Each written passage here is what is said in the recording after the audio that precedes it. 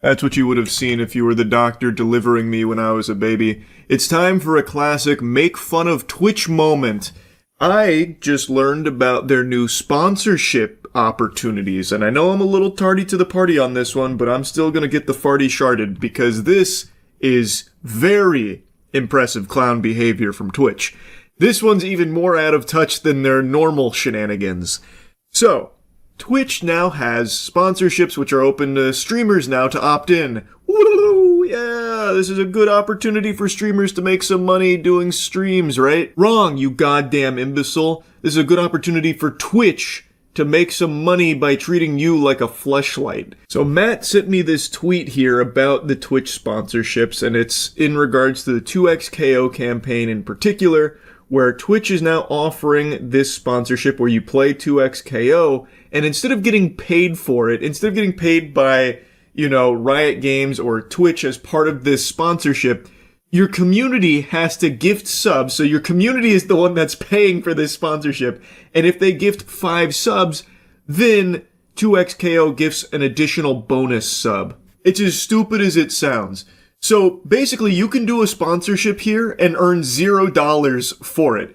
If your community decides not to gift 5 subs, which is $25, then you as the streamer make literally $0 from accepting a fucking partnership through Twitch with Riot Games. Now, make no mistake, Twitch has been paid by Riot Games for this sponsorship. Wow, I started hitting like a fat lisp there, like baby talk. They have been paid by Riot Games to promote 2XKO through the sponsorship tab. So Twitch has already made money from this sponsorship. And now it's pushing it out to any streamers that want to elect for it without Twitch needing to pay them for it, because instead the onus will be put on viewers to pay them for some reason, and then Riot Games will gift an additional one if they meet the threshold, which is 5 gifted subs. That's lunacy. So also, Twitch is making a portion on every single gift sub too, by the way. So Twitch has already earned from the partnership with Riot Games for 2XKO, and they will earn off of your community gifting subs to you, and also earn when Riot Games gifts an additional one, if they gift an additional one, if someone gets 5 gift subs during the sponsorship. Actual insanity. The greed is laughable. Like, this is like cartoonishly dumb. And I had to see it for myself, so I went on my Twitch dashboard, went to the sponsorship page, and sure enough, there she blows. So it gives you a little rundown on what 2XKO is, and then you get the promo details. You can only activate this campaign while streaming 2XKO, stream 2XKO during this campaign, and bonus gift subs will become available to your community. For every bundle of 5 gift subs purchased on your channel, Riot Games will add 1 bonus sub in celebration of 2XKO now being available on consoles. For reference, 1 gift sub is about $2.50 to most streamers on the platform. So, how generous the benevolent saints on the 2XKO brand partnership team are willing to give $2.50 to communities that have individuals fork over $25 during the streaming of their game. What an interesting model. But be on the lookout, because they'll also be periodically giving out even more gift subs on top of that. This offer is only available on your channel during the campaign dates and while you're streaming 2XKO.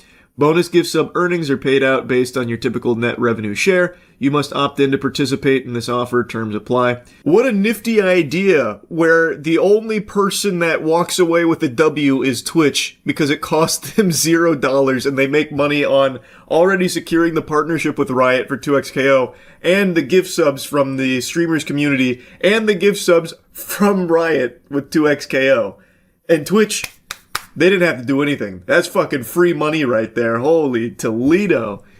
Very interesting. So the way it worked previously on like the bounty board was Twitch would present offers to streamers through the bounty board, typically lower than what you'd see if you worked with like an agent or whatever who represents you. But the idea was it's accessible to any streamer and like only a few clicks away from accepting a brand sponsorship. And the way it worked is Twitch would secure these deals and they would take a cut of that brand partnership, but you would get paid for the campaign.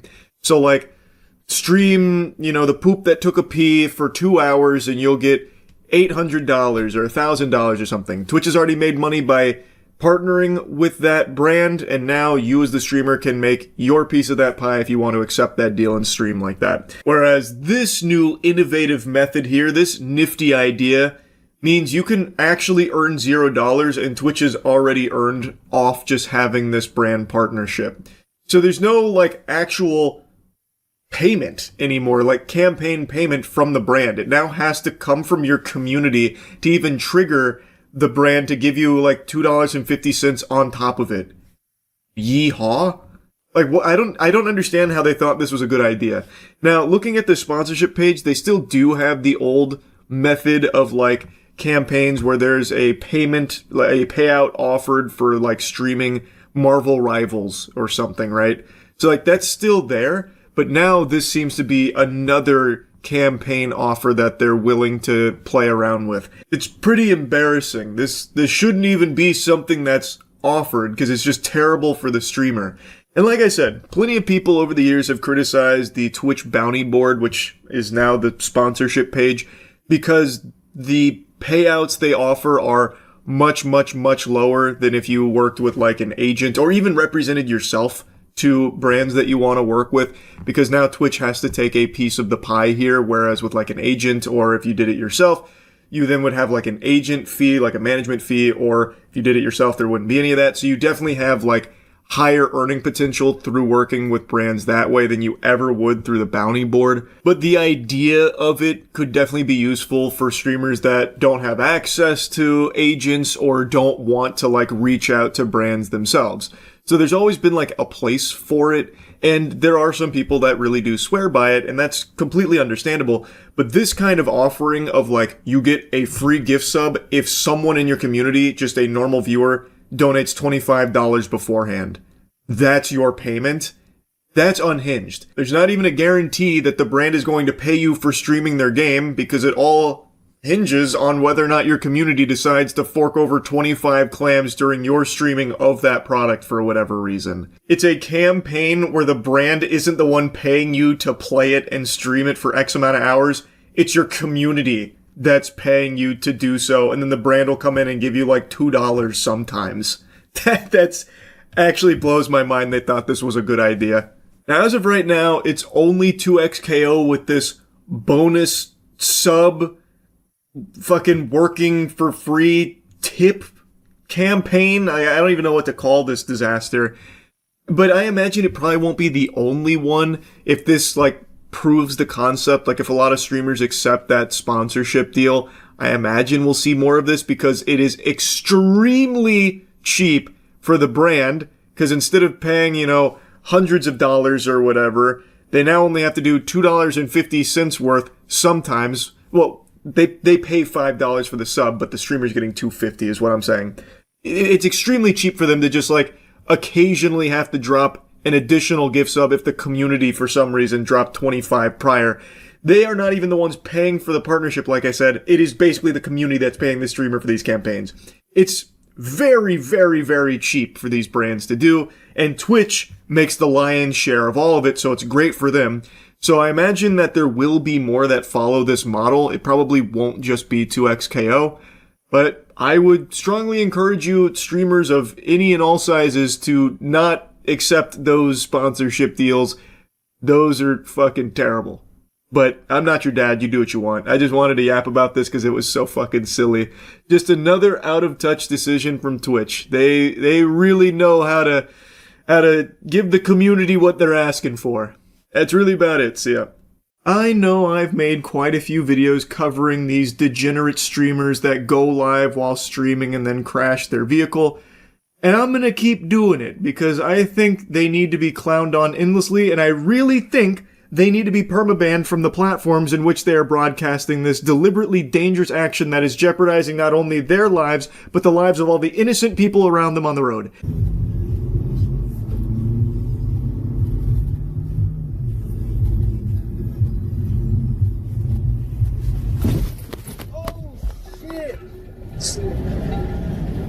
Now this one basically fills out an entire fucking bingo sheet of these degenerate losers. There's nobody typing in his chat. He is broadcasting this garbage to actually nobody, just crickets There is one person that's not like a bot or a mod there that said a word probably like 15 minutes ago that's still on screen, and yet he is still too focused on streaming to pay attention to the road. He stops at the red light momentarily and then says, fuck it, we'll do it live. Goes forward and then basically T-bones a car that's coming through. He runs a red light, blatantly filming his crime. Also, this corny bozo's got such a dog shit stream overlay, I can't help but laugh at it. He's got his kick name as a watermark in the top left of his stream, which has a logo, which is just two fingers doing this, which is something a 12-year-old might think was cool and edgy. And then on the top right, he has Plinko. Now, I don't know if he's trying to, like, promote some kind of gambling partner, but I find that hard to believe because he's not a very big streamer. I don't think he'd have, like, a contract to try and promote Plinko on stake or something like that, because he wouldn't be driving a lot of traffic there. No pun intended, because this guy can't drive for shit, clearly. But I imagine that he's probably not actually contracted to do that, so maybe he's trying to fish for referrals to get himself out of the hole, maybe.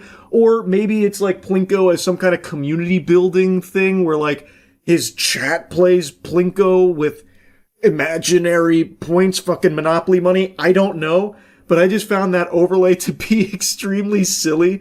And imagine it is actually like a community thing where it's not real money or something. I don't know why he'd have that there. There is no community. Like, it doesn't seem like there's anyone alive in chat with a pulse, so who would be playing that? It'd just be him dropping his Plinko ball by himself, just sad and lonely every time. Oh my god. So we go. Just say it. Astute observers may have noticed something anomalous in the chat there. This is right after a crash, a car crash. And chat didn't move. Not a single message, not a peep.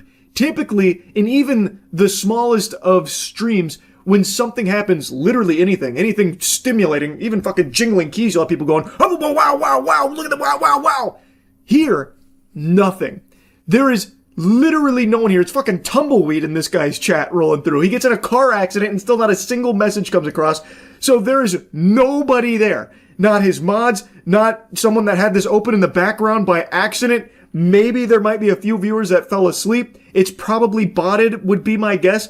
Why are you even streaming while driving in the first place? Nobody's even fucking watching, brother. This is so unbelievably embarrassing that you jeopardized not only your life, but the life of an innocent person who did nothing wrong, obeying the road rules, and you come out, run the red light, and fucking blast them. I can only pray that they didn't suffer any injuries at your absolute brain-dead lobotomite ass getting behind the wheel while trying to stream to an audience of nobody.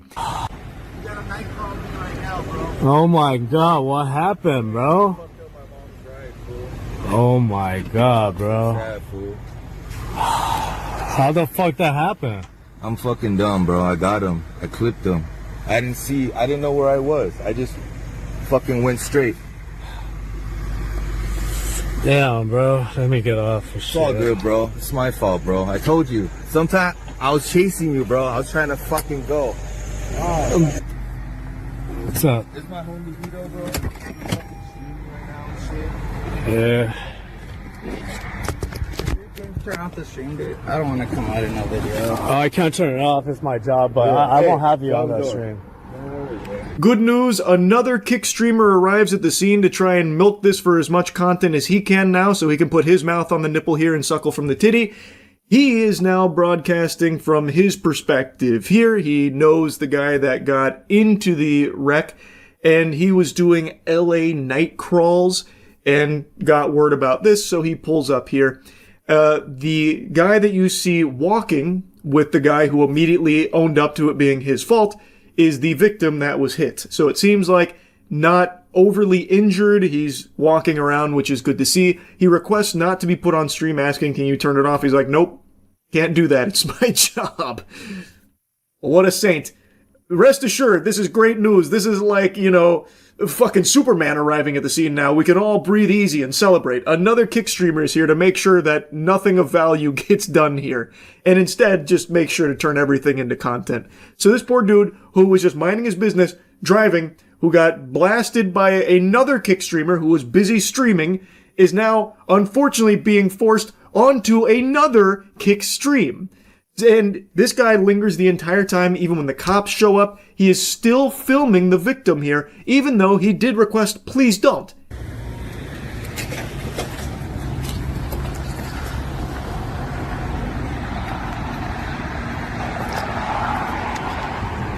How did he clip him, bro?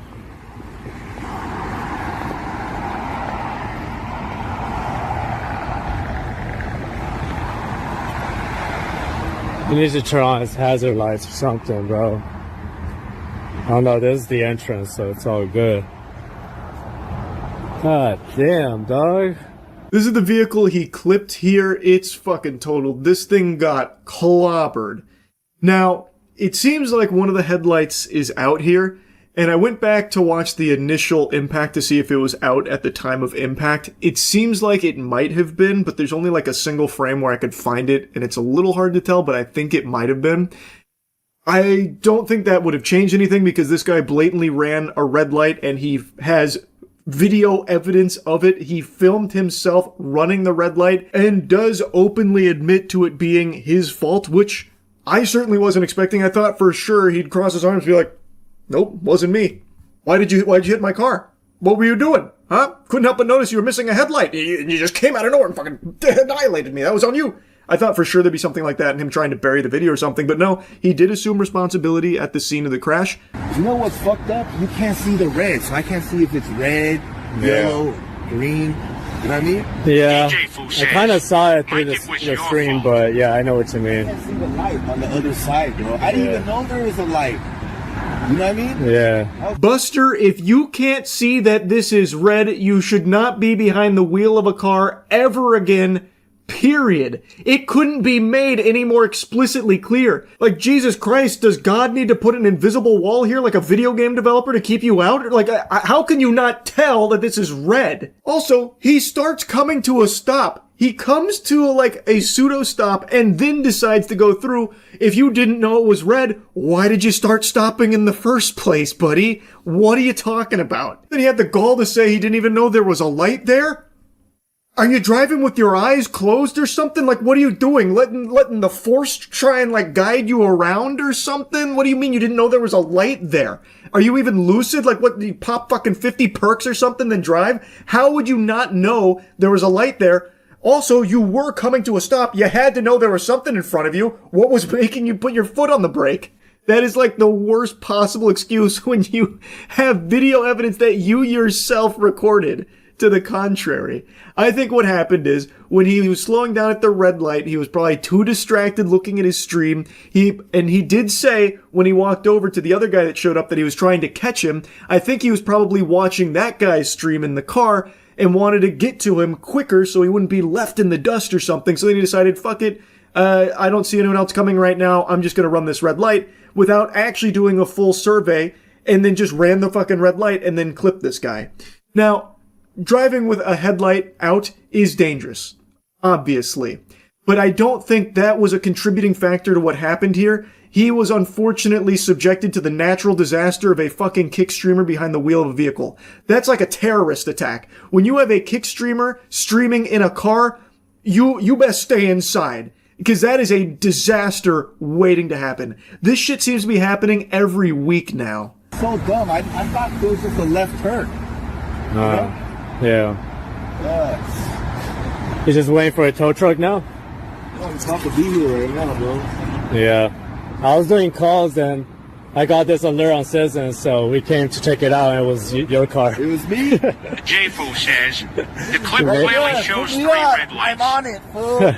10 minutes ago. Follow me up. A grim, sickening look into the poisoned mind of a clout goblin using what could have been fatal accident as a plug for his content. Yep. Luckily, no one died here. Very easily, they could have. That guy's car was in terrible shape. It got absolutely obliterated. It is a miracle that he wasn't, like, actually seriously injured.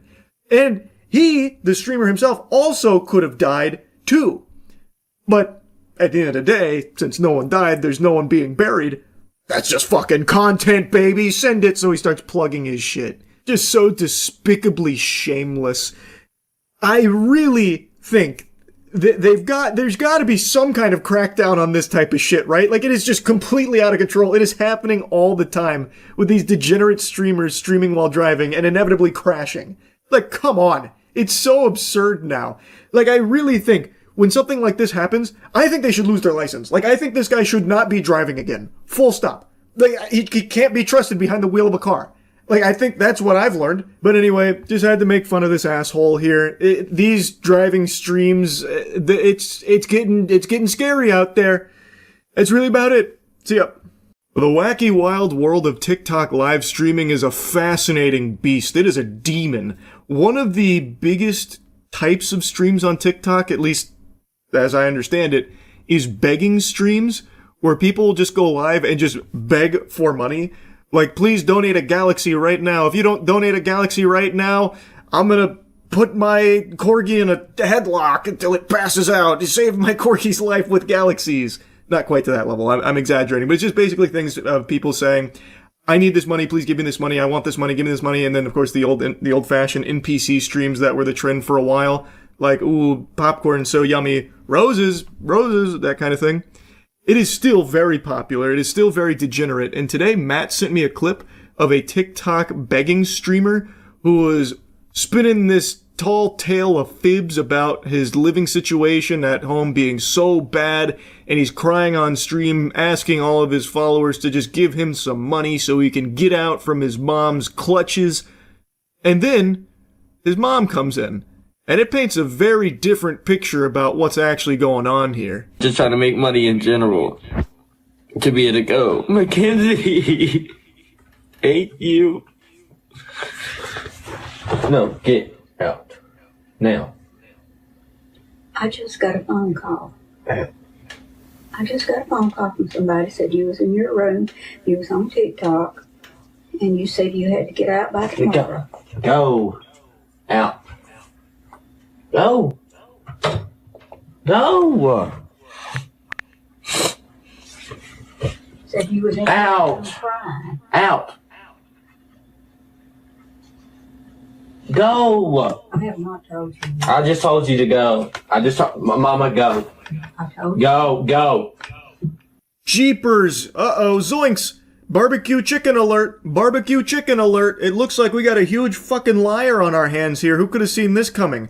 It seems as though this is all phony baloney horseradish here. It's looking like it's all fake. It's all make-believe here, like Santa Claus. It seems like these tears might be performative. It doesn't seem as though he's actually in a dire situation with a wretched bitch of a mother who's one day away from kicking his ass out onto the street in the rain and cold unless all the people on TikTok start giving him some doubloons. Seems like it all could have just been fake here to scam people on TikTok, if you can believe it. I know, a crazy notion, a wild accusation, but I think there's a lot of evidence to support the claim. I also gotta say, his acting here is lackluster. This is pitiful. It's very clear he is an amateur. He did not attend the prestigious academy of Charles White's School for Method Acting, because if he was trained under my techniques, such as what I displayed in the Hunger Games Mockingjay Part 1, he'd be having snot all over the place and there'd be poop in his pants. It would be the most convincing crying/begging you'd ever seen in your life. And this is just not that. This is very rookie crying tears. This is something you'd see in like a first-year thespian troupe in the fucking drama club.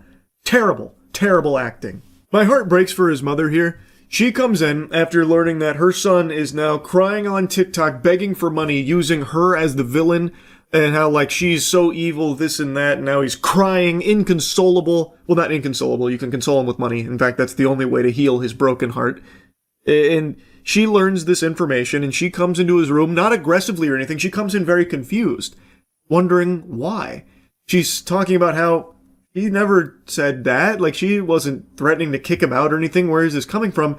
She looks devastated to see her son doing this and saying these things about her. She doesn't raise her voice. She doesn't even seem like infuriated or mad. She just seems really saddened by it, like very upset that this is what her son is doing and what her son is saying about her. And it's clear he knows that his goose just got cooked, because he immediately, the tears dry up instantly. It's a miracle. He immediately snaps to it and starts to panic, telling her to get out.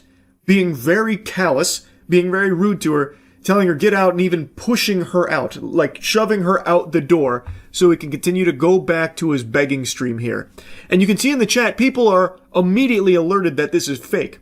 But since it's TikTok, there are some people whose brains are so poisoned, they are so far gone that I don't even think they're sentient anymore. They're hardly lucid. So there are people that are donating money to him even while he is pushing his mother out, even after he has been fully caught with his pants down here in this lie, in this performative fake cry begging stream for money. There are still people showering him with money. That is pathetic. I think those people are more pathetic than he is, actually. That is crazy to me. How someone would see this and still give him money. Like, I don't understand. What must be wrong in your life? What must have disconnected? Like, how many neurons must you have wasted away with fucking whippets or something to somehow watch this live under your nose in front of your own peepers and still be like, oh my God, I need to give this guy some money. He deserves some money. Look at his mother. His mother came into his room without even knocking. She didn't even knock. Oh my God, it's even worse than I thought. Here, quick, take a galaxy. Take 20 roses and a fucking dumbbell and some bubblegum. It's just preposterous. Now, I tried to look more into this guy to see, well, what happened next. Apparently, this is a pretty old clip. I can't actually find the genesis of it. It's only just now, like, blowing up, but apparently this happened a while ago. And it was not, like, blown up or anything, so, like, that stream may have, tanked, went straight into the shithole there for him. But it didn't matter because he was able to just keep doing it, apparently, because the people in his audience, maybe they missed the stream. And I guess within like a couple days, it had just fizzled out and the people that watch him didn't really give a shit anymore. I don't know if he went back to doing more begging streams. My guess would be that he probably did, because on TikTok, people, they don't even remember what they ate for breakfast. Like, within a day or two, he had already apparently been totally fine. Like, his audience, it's not like they were upset at him anymore. Like, he could just go back to doing begging streams, fake crying for money on TikTok lives. Something that I remember being pretty common on TikTok Live is people just looping the same streams over and over and over again, used forever. So even though it's not like technically live or anything, you just keep spamming that stream, hoping to collect some cash passively. He could do the same thing with the begging stream. He could even use that same stream all the way up until his mother opens that door. Like, he doesn't, it didn't matter, is what I'm trying to say. On TikTok, he can just continue to do these begging streams till the fucking cows come home. And it is a very popular branch of content on TikTok. And maybe someone finds that stream that don't know that he's making it all up and it's all fake. So then they just get scammed out of this money here. These are always particularly disgusting because you are exploiting people's willingness to be kind and help. Like, these are people that are seeing him cry, hear about a situation that is clearly made up now in hindsight. Like, it's not real, but they don't know that in the moment and they want to try and extend a hand to help him, to help someone that they believe is in need. So they're exploiting that generosity. It's just gross. It's just super gross. And I looked at his current account. I don't think it's the same account that he was doing the begging streams on. I think he probably did make a new one here. And basically the only thing he posts about now are his truck and his girlfriend. I don't know if he still does the begging streams, but looking at his recent content, it's like a lot of videos of his truck and how much he loves that truck, and also his girlfriend, and how if anyone, touches his girlfriend, they'll have to deal with the demon inside of him, that kind of thing. So maybe he stopped doing begging streams, I couldn't tell you. But this shit is just so unbelievably cringe. Anyway, just wanted to yap about it a little bit. I feel really sorry for his mother. I really do. She looked very, very sad to see what he was saying, to learn about what was going on there. Anyway, though, that's really about it. So, yep. Obviously, I'm a little greasy. No, I haven't showered yet.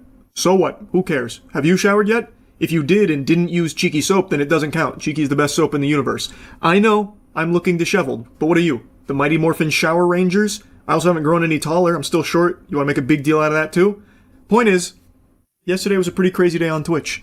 I think most of you have noticed over the last year or so, I've been very out of touch when it comes to internet creator drama. I haven't been keeping up like I used to, but occasionally I do still dip my toes in sporadically to see what's going on.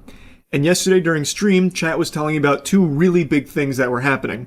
The first being a live-streamed birth on Twitch. The second being Hassan apparently using a shock collar on his dog on Twitch. Both of these sounded fucking nuts to me, so obviously I looked into them.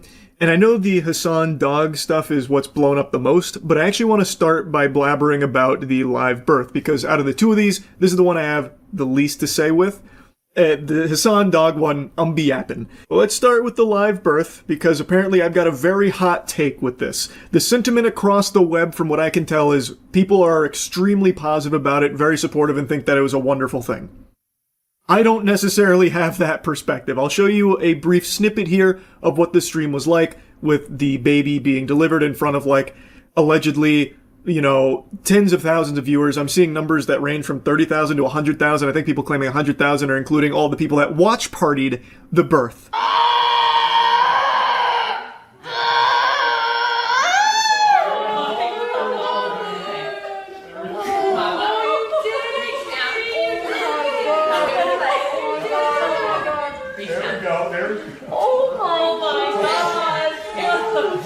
Now, I want to be clear, I'm very happy that everything went well with the delivery here. When it comes to home births, I've heard, like, horror stories and such about things that can go wrong and then not being able to get immediate care that a hospital offers. Like, there's just a lot of things that I've read about that can be, like, disastrous, and I'm super, super relieved that this was not one of those cases. It seems like everything went really smooth, everything went perfectly.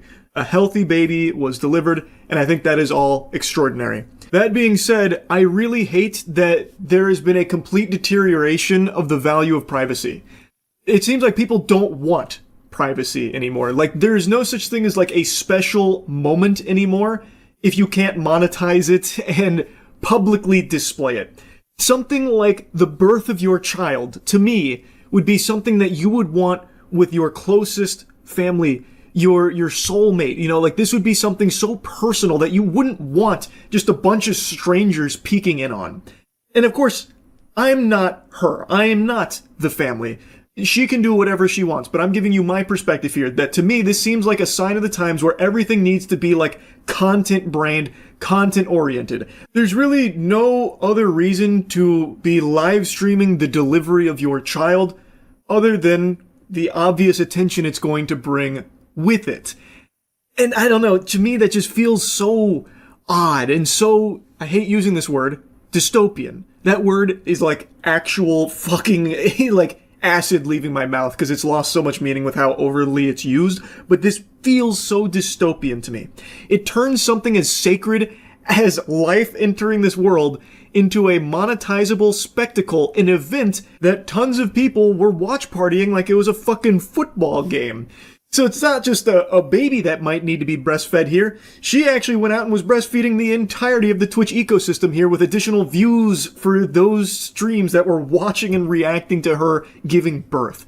I just think that is so fucking sad that everything has to be content now. Before that baby can even have its first thought or open its eyes, it's already a piece of content. It's already in the social media chaotic swirl. It's already on camera.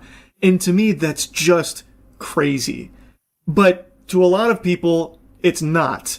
Which I think is just kind of concerning, that we've deteriorated so much that everything is, like, expected to be content now.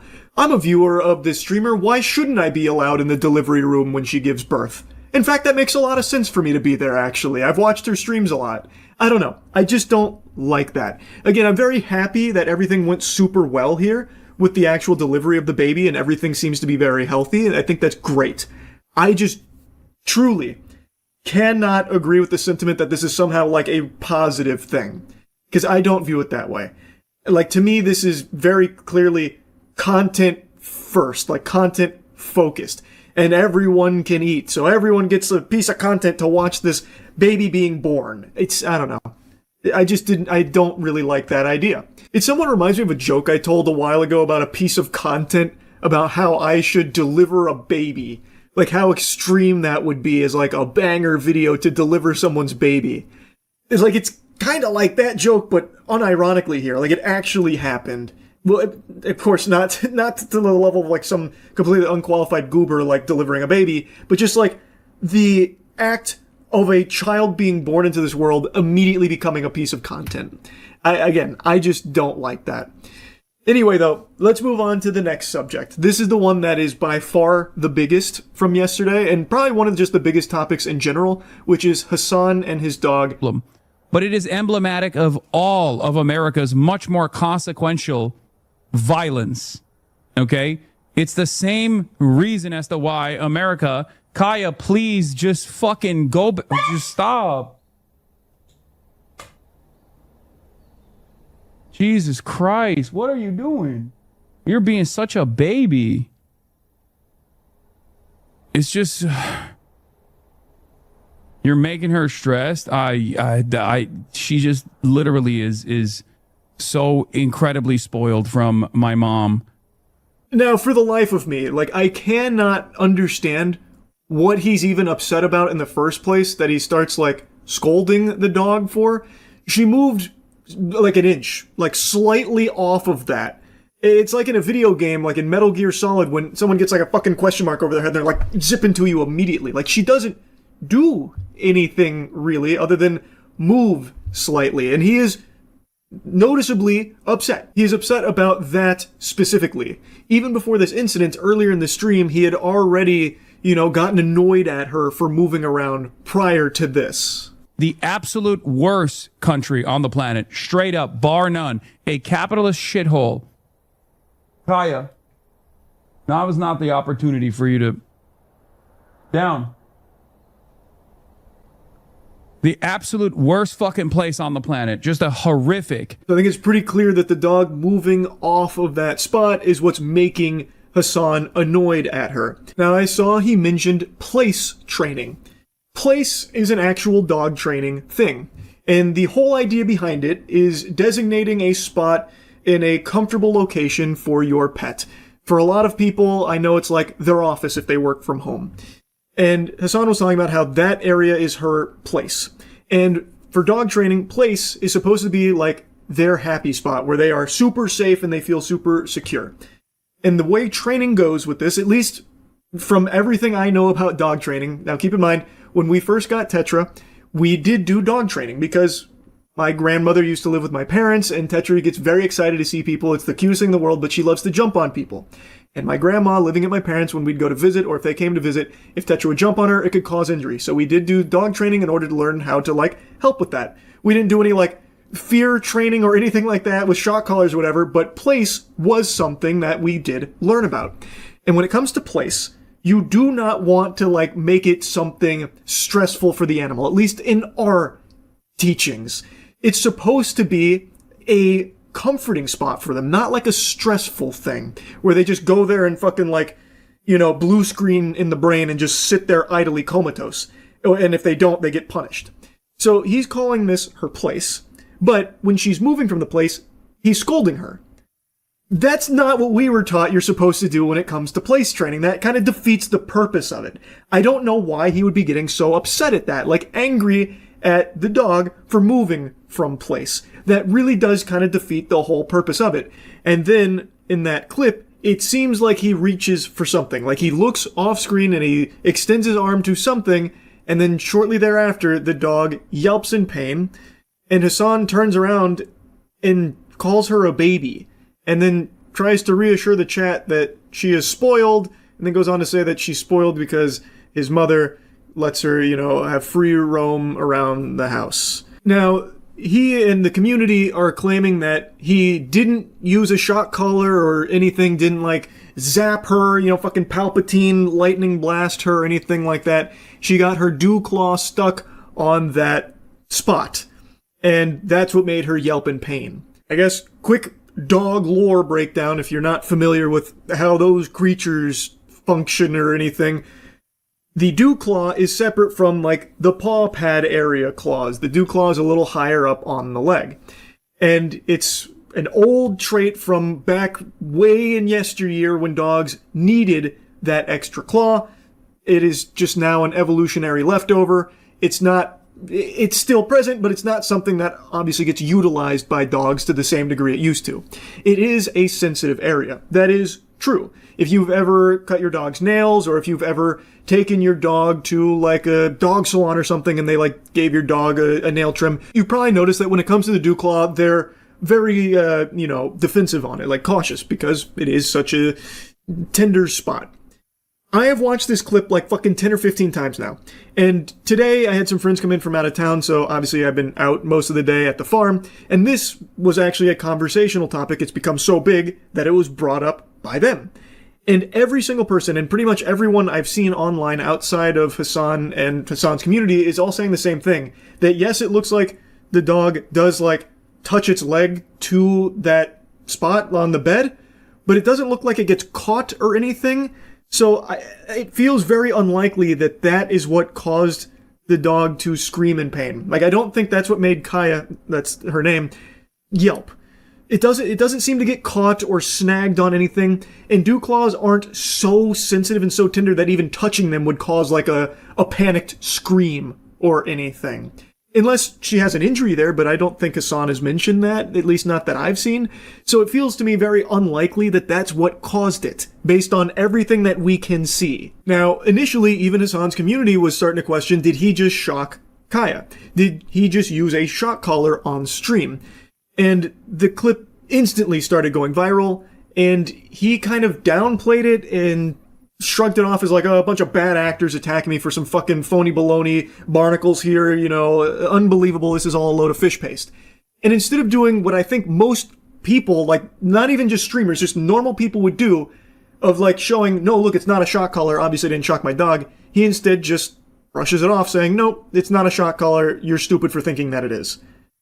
And that's the attitude that his community had as well, like, oh, you must have psychosis if you think it's a shock collar. Which I think is a little odd, because it's the easiest thing in the world to prove, right? You have all these people saying this shit, it's not true. Well, it takes like actually 3 seconds just to unclip that collar and just show like, hey guys, I don't want anyone to get the wrong idea here, this is not a shock collar, look, here's what it is, and then explain it. Like, I feel like even a non-streamer, like a complete normie, average Joe Schmo, if you went to their house and saw that happen, or like, hey, did you just shock that dog? They'd be like, oh my god, no, this is clearly a misunderstanding. No, that's not what happened. Like, I feel like most people would be very quick to show you and prove that it's not a shock collar because it's so quick and so easy to do. And the fact that he doesn't is odd. Like, it is very peculiar. Why wouldn't you in the moment? Like, that's such a natural thing to do, especially for what's easily a slam dunk. Like, you have all these people attacking you, you could easily just come out and fucking slam jam thank you ma'am on them by just being like, nope, it's not a shock collar, look, here you go, the proof is in the pudding, behold. Like, it'd be so quick, so simple, and it would be irrefutable. But that didn't happen yesterday. Instead, it was kind of brushed off as like, you've got to be fucking stupid to think that Hassan would shock his dog on stream, and he just kind of propped it up as like, the only people that would believe this are like bad people in the first place, or like, grifters, this kind of thing. And I just find that to just be so disingenuous, because most people are going to see this and it looks like you shock your dog. Given how annoyed you are with the dog, and right before she yelps out in pain, you roll your eyes, you look at something off screen, you clearly are like, you are reaching off screen, that is very clear, and then the dog yelps while you were still annoyed, and then instead of doing like what I feel like most dog owners would do, would like check to see like, is everything alright? Why'd she just yelp in pain? Instead of doing that, calling her a baby and then mentioning how spoiled she is about roaming the house, like that doesn't compute. If this was her dew claw getting stuck there and then yelping in pain, you would have no idea why she's yelping. Why is your first instinct to call her a baby and then mention how spoiled she is about, your mom letting her roam the house? The response to it just doesn't really seem to make sense if what happened is her dew claw getting stuck there. I just don't see why he would respond that way, like so, like aggressive about it. It just doesn't really make sense. Now, a bunch of super sleuths were diving in, like really analyzing frame by frame. Apparently, Hassan has mentioned that she does have like an air tag on her collar. People also saw like a doohickey underneath the air tag right before the moment where she yelps, where there's like a green blinking gadget there, a little fucking gizmo. And people were speculating that's probably the shock collar. And now today, Hassan went on stream to show the collar and explain what it is that everyone saw. This is the one that people are talking about. Okay, this is the one. This is the one that they saw. It has the capacity to vibrate, and that's it. Are you happy? That's it. Good. There's the AirTag. There's the fucking vibrator. It also has a flashlight component to it at nighttime. And it also has a tracker on it when she gets lost. If she were to actually get fucking lost. So on stream, he was showing that the unit everyone saw is something that can only vibrate. It can't shock. It also has like other things like a flashlight and stuff. And then he went on to explain like why he has a vibrator there for the sake of like training and that kind of thing. Now, since this was a day later, obviously people are going to be wondering, is this real? Like, is he telling the truth? Like, you could have swapped it out. You could have changed out the previous model with one that doesn't have shocking capabilities. Because there are vibrate-only units, and there are some that have vibrate and shock. Something he also mentions that those kind of things do exist. But since this was so far after the fact, people are always going to wonder, well, did he just switch it out? And something else that spawned from this is, it looks like there's tape on it. So when you watch it, and you, like, pay attention to the actual unit, it looks like there is just some black tape on it. And a bunch of people online started to try and find out what brand this is, because I don't know if I missed it and everyone else missed it, but I don't think he mentioned what model this is, like what brand or what model, anything like that. So people don't know what it is, they're just going to have to like take his word for it that this is a vibrate-only unit, and since there's no visible prongs, you're led to believe that it can't shock or anything.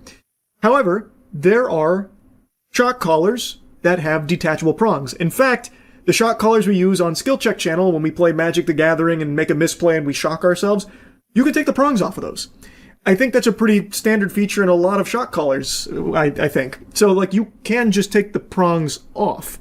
And when you increase the brightness here, it does seem like there's definitely tape. I've seen this picture floated around a lot, and people believe that they have narrowed it down to a model called the Educator ET400, which seems to match it visually 1-to-1 in all aspects except for the bottom side there, where on the ET400 there are two prongs there, but you can take those prongs off from what I can tell, at least online, and in the Hassan clip, there's a bunch of tape there, which potentially would be there to cover up the holes. I don't really know what else there would be tape there for. I don't really get that. Like, it doesn't make a ton of sense. But of course, I have no way of knowing 100% beyond a shadow of a doubt that Hassan shocked Kaya on that stream or anything like that. But based on the old eyeball test, the old smell test, what you can literally see, he is annoyed with Kaya. He expressed it a couple of times, scolded her. He rolls his eyes. He does reach for something off screen. And as he is reaching, it seems like when he finally gets to something, she yelps in pain. And then there's no real, like, concern from him, and instead talks about why she's, like, a spoiled baby.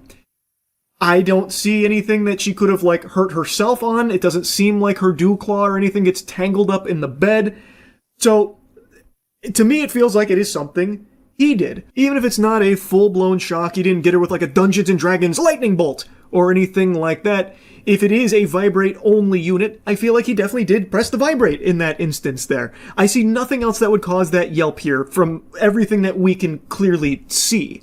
And if that is the case, and that, to me, that's what it seems like the case is, that's super fucked up. She didn't do anything wrong. I don't think there's anything to warrant him being upset in the first place. And to be upset enough to press a, like, correctional button on that device is so beyond fucked. There was no bad behavior or any kind of correction or punishment needed to be doled out there. All she did was move on the bed slightly, like slightly move off the bed. I think it's super fucked up. But if this is all wrong, it's all a bunch of hooey, and Hassan didn't shock or vibrate or do anything at all here to cause Kaya to yelp in pain, I think A, it would have been very easy to immediately in the moment prove that by just showing the collar, which, again, I feel like is the most logical thing most people would have thought to do.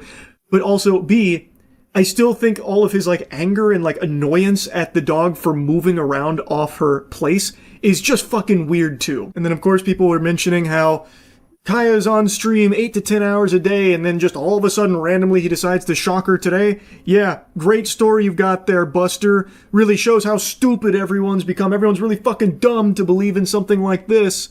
All just because he hasn't in the past on stream.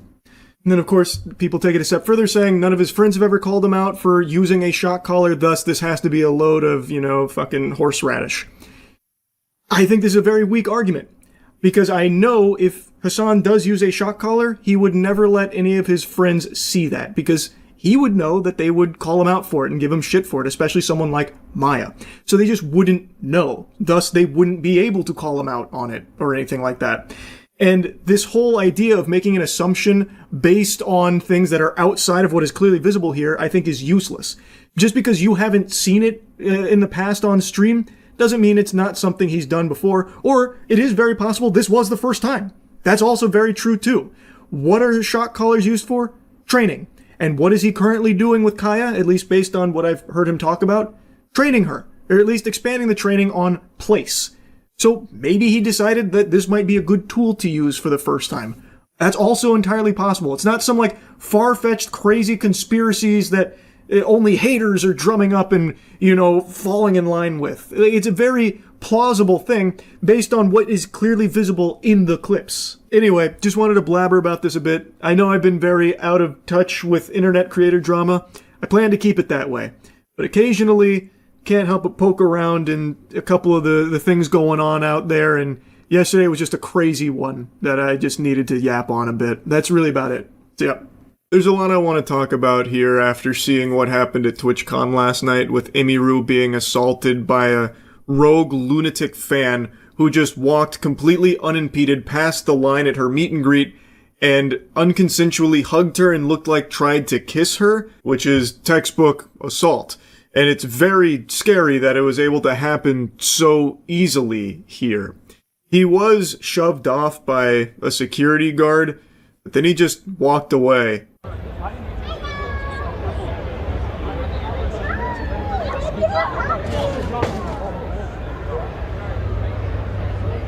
Whoa. That's crazy. Holy shit, what the fuck was that? You're free! What the full clip goes on for about a minute and a half longer, but you've now seen the entire security presence here for the Emiru meet and greet. One person. One security guard. I have seen a stronger security presence at my dilapidated local Winn-Dixie. This is fucking crazy. One guy. And also worth mentioning, it's not Emiru's preferred bodyguard from what I understand. I had a security guard 2 years ago where there was a guy following me around TwitchCon and he asked him to stop multiple times. My guard asked him and the guy wouldn't stop, so he grabbed the guy, but he didn't hurt him. He was just holding the guy until the con security came. And then for some reason they're yeah, because your security guard touched him, he's permabanned from the venue forever. But he didn't even hit him or anything. He just held him while they waited for the police to come. And what the fuck? And it was my favorite security guard. I can't have him at TwitchCon anymore. Now, as I was rendering this video, Emiru posted an update to everything to shed light on everything that happened. And this bodyguard you see push that guy is someone she hired. It's not her first round draft pick or anything. It is not her preferred bodyguard, but it's who she was allowed to bring. And she was surrounded is the word I'm using, very loosey-goosey. There was a couple of other Twitch-provided Fiverr security drones elsewhere that just didn't react at all. The only one who did something was the one she hired. We're going to be going through her statement quite a bit here, but she's giving an update to let people know that she's okay and thankful for the outpouring of support. The guy had crossed multiple barriers, even in front of other creators, to grab and try and kiss her, which he was unsuccessful at doing, thanks to being pushed off. She then says that she doesn't understand how he was allowed to get that far in the first place, and that the security that does react is her own, confirming that it's not her usual security guard since he was banned. She then says that there were 3 to 4 other TwitchCon security who didn't react and even let him walk away, which, again, is something you can confirm by watching the clip that he just walks away completely unimpeded. The woman who was walking me away is also her own personal manager. It's not even event staff, which I thought it was event staff. Turns out it's not. The only 2 people who were checking on her and comforting her were her and her friend. Not even Twitch staff was coming to check on her. There's more in her statement we're going to get to in a moment, but I want to go in chunks here. So, I thought it was one security guard and then a couple of event staff that you could see in the clip. Turns out it's one security guard she brought, And then no event staff. It's just her manager and her friend.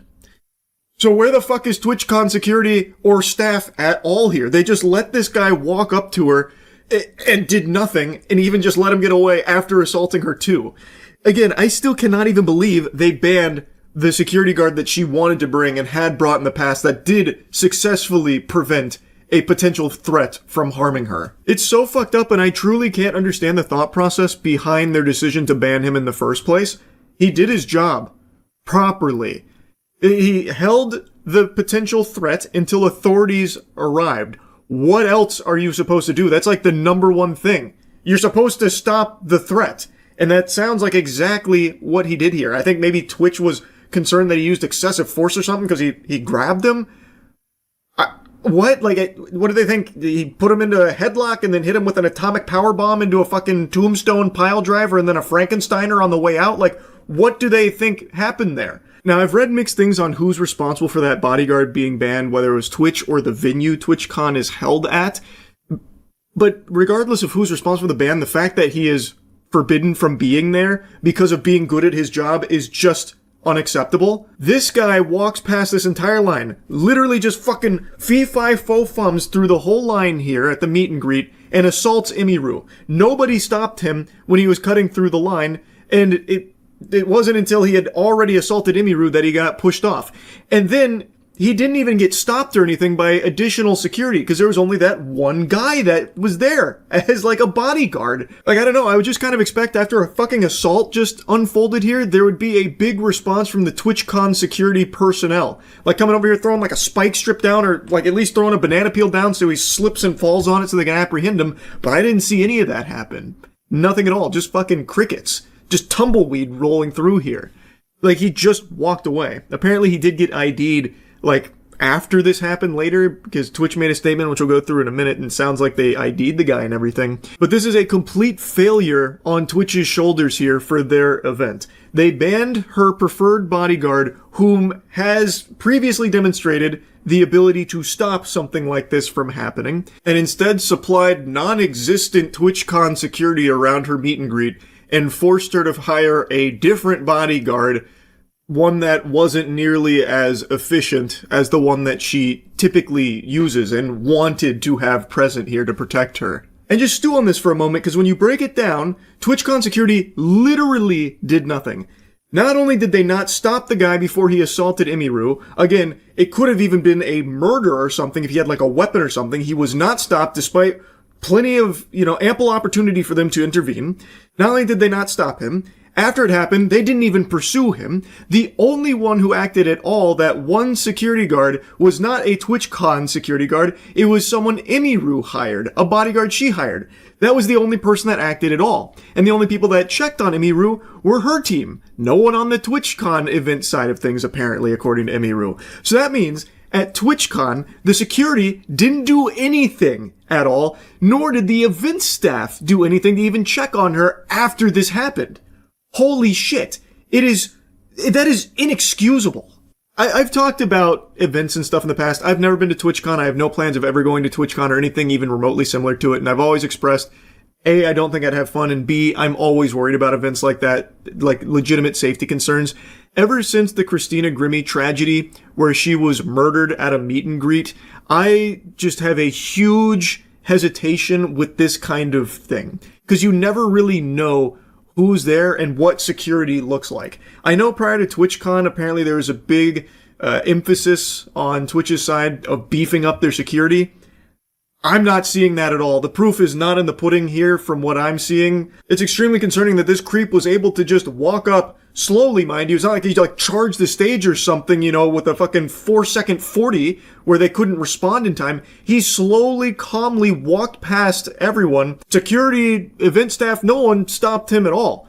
Like, shit, I got stopped more often trying to go to a lacrosse party in college. Like, they were more vigilant about stopping people from getting into a fucking party, let alone, the actual safety of the guests here at this event. It is just crazy to me because this guy could have had a weapon. He absolutely could have had a weapon. It is just dangerous. It is dangerous, and it's a complete failure on Twitch's part here. Now, like I said, they did make a statement about this. The safety and security of all those attending TwitchCon is our highest priority. The behavior displayed by the individual involved in the incident yesterday involving a high-profile streamer was completely unacceptable and deeply upsetting. In line with existing TwitchCon security protocols, law enforcement and event security were on site and responded to the incident. When? In 7 business days? Like, where were they?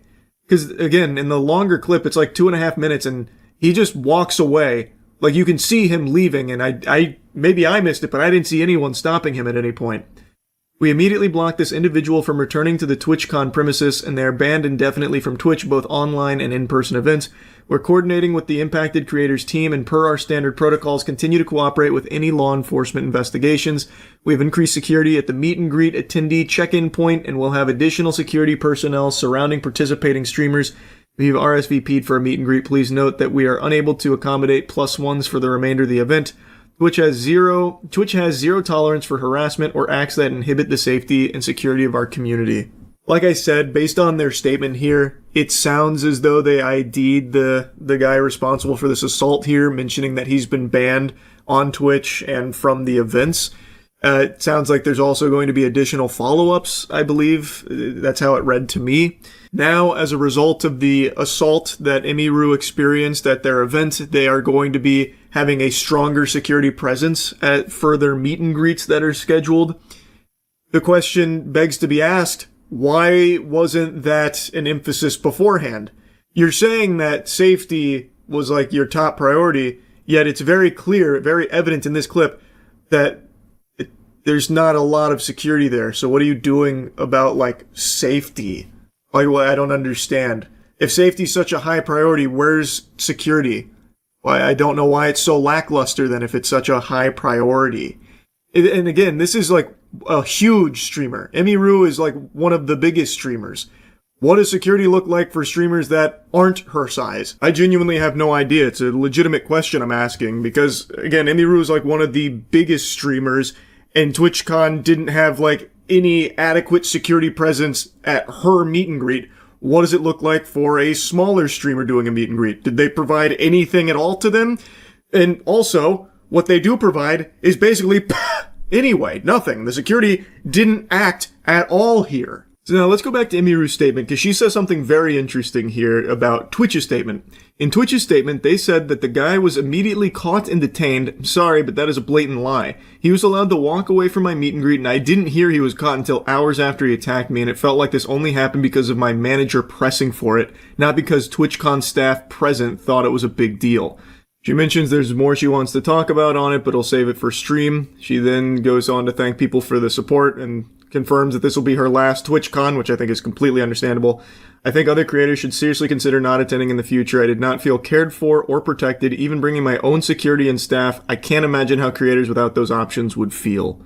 So according to Emiru's statement here, she believes that the guy wasn't like immediately caught and ID'd by TwitchCon staff or anything like that.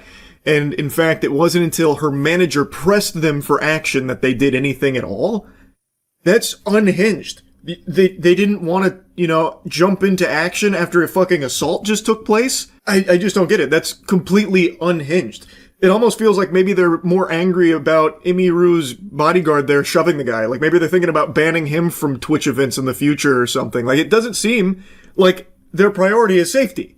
If they were going to just let this guy walk away until Emiru's manager had to force their hand to do something, this is just not a safe environment. And this isn't a new criticism of TwitchCon. This has been consistently something that people have spoken out about for years with TwitchCon. Like, I'm sure a lot of you have heard the horror stories that have been reported numerous times in the past at previous TwitchCons about like drink spiking or like the lack of security presence, stuff like that. It has been something that people have mentioned numerous times, and every time Twitch tries to assure the community that they're really taking security seriously this time around. This time, it's fucking locked down. There's going to be no issues. And like clockwork, there's always seemingly some kind of big security concern or something that arises at TwitchCon. It's just, I don't understand how they're not doing anything to like remedy it. Even in this, which is again supposed to be like their big year of security, like, cause they made a huge stance on how strong they're going to be with security this year and how seriously they're taking it, how seriously they're going to take it. And then day one of TwitchCon, Emiru gets assaulted. And then in this clip, it really seems like there's not a lot of security there. And if there is, like off camera, a bunch of security, they're not very efficacious. They're not very good at stopping a legitimate threat. Like I said, this guy's intentions could have been to murder Emiru here. He could have had a weapon, and he wasn't even stopped. He got all the way to her and assaulted her before he was finally shoved off. Like, there is a real problem. And according to Emiru, it's actually even worse than that on the TwitchCon security side, where they didn't even, like, want to go after the guy until they were forced to by Emiru's team pressing them for it. So not only did the assault happen under their watch, where they had ample chances to stop that guy, but none of the handful of security that was around intervened in any way, and then didn't do anything to pursue the criminal. That's a crime. Like, that's a crime, and they were just gonna let him get away with that. It's complete lunacy. Emiru mentions that event staff didn't, like, check on her or anything. What you saw was her team checking on her and, you know, making sure everything's okay. So, what is TwitchCon, like, where are the event staff and security then? So they don't even check on someone who was just assaulted? They don't even go and see, like, what just happened? Like, are you okay? Do you need anything? Nothing at all? Like, that's crazy. It does not feel like safety is a huge priority at TwitchCon. What happened to Emiru is terrible, and it shouldn't have happened at all. It shouldn't happen to her or anybody attending TwitchCon. Another thing I want to briefly mention here.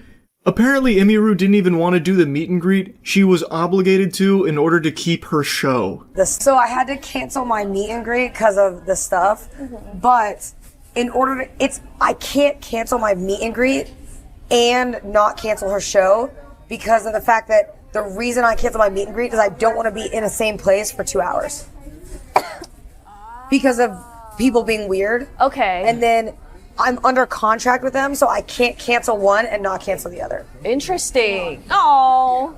So I'm sorry, I kept my meet and greet because I wanted to keep my show. Surely it'll be fine. I'm sorry, Emmy. I'm sure everyone will be nice. It sounds like it was a contractual obligation that if Emiru wanted to keep that show, she would have to do this meet and greet, which is something it doesn't seem like she wanted to do, but was trying to approach it with optimism about people, you know, being nice and not being weird. Unfortunately, that's just not how things panned out. And it's crazy. She didn't even want to do this meet and greet. It's something that it seems Twitch was requiring her to do in order to keep the other thing that she actually did want, unrelated to the meet and greet. So she decides to oblige and do this meet and greet, and Twitch doesn't even do the bare minimum of giving her adequate security to protect her. Holy shit. So anyway, I just wanted to talk about this a little bit. That's about it. See ya. There's a phenomenon where some viewers get so parasocially latched onto a streamer, like more so than a newborn to their mother's titty, that they will actually carve out pieces of their paycheck solely for their favorite streamer.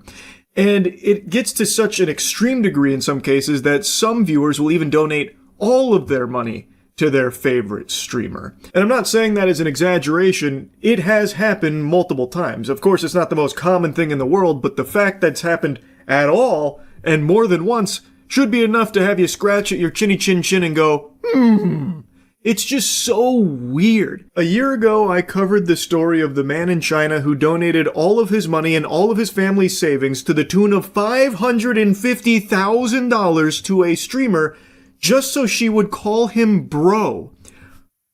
Brother, every streamer on the planet will call you bro for free.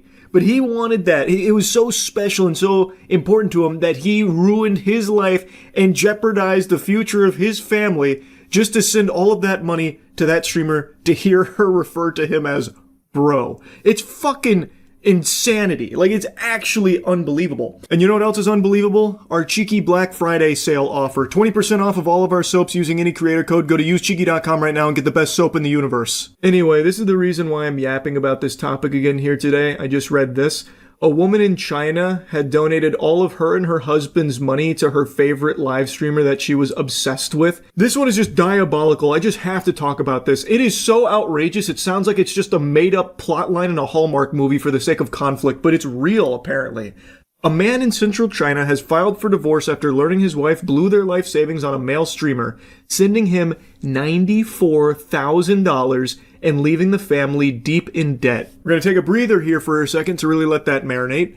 $94,000 she sent of her and her husband's money to this stranger who she became obsessed with through watching his streams. This is already very different than the others of its kind because it is a woman who is now donating all this money to a male streamer because she is obsessed with him. Normally, the meme is like the desperate, lonely, virgin loser is throwing cash and cum at his favorite female streamer's stream to try and get her attention so she'll fall in love with him and be his romantic partner for life, and he bankrupts himself in that pursuit.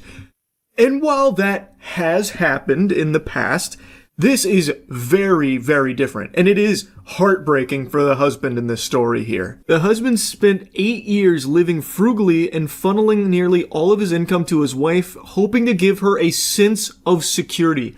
This guy was literally living and breathing to try and, make his wife comfortable and happy. So all of his money that he was earning through being very cost conscientious and everything that he was working towards, he was letting his wife hold. But his wife, unfortunately, was viewing this money as the streamer's money that she just had the privilege of giving it to him. Basically, she didn't even view this money as theirs. Basically, she viewed this as her holding that streamer's cash, and she couldn't wait to give it all to him. It's fucking concerning. It is alarming. According to South China Morning Post, he saved $163,000 during that time, all of which he entrusted to her. But when he recently asked to check the account, his wife refused, raising suspicions, and she later broke down and admitted the money was gone. Fucking devastating. That is tragic. Not only is all the money gone, but your wife is so obsessed with another man that she's never met or anything. And it is confirmed in this report that they have never met offline, at least allegedly, I suppose. But she is so obsessed with another man that she is willing to give all of your money, all of your hard-earned clams that you were entrusting to your wife whom you love and want to share this beautiful future with together. All of that is now vanished because she wanted to give it to some other guy. Now, of course, this would still be tragic even if she was giving it to somebody else for an entirely different reason, like she just really likes Queso's streams and he was struggling during egging on, so she donated all of her and her husband's money to Queso cheering him on. That would still be a universe collapsing moment.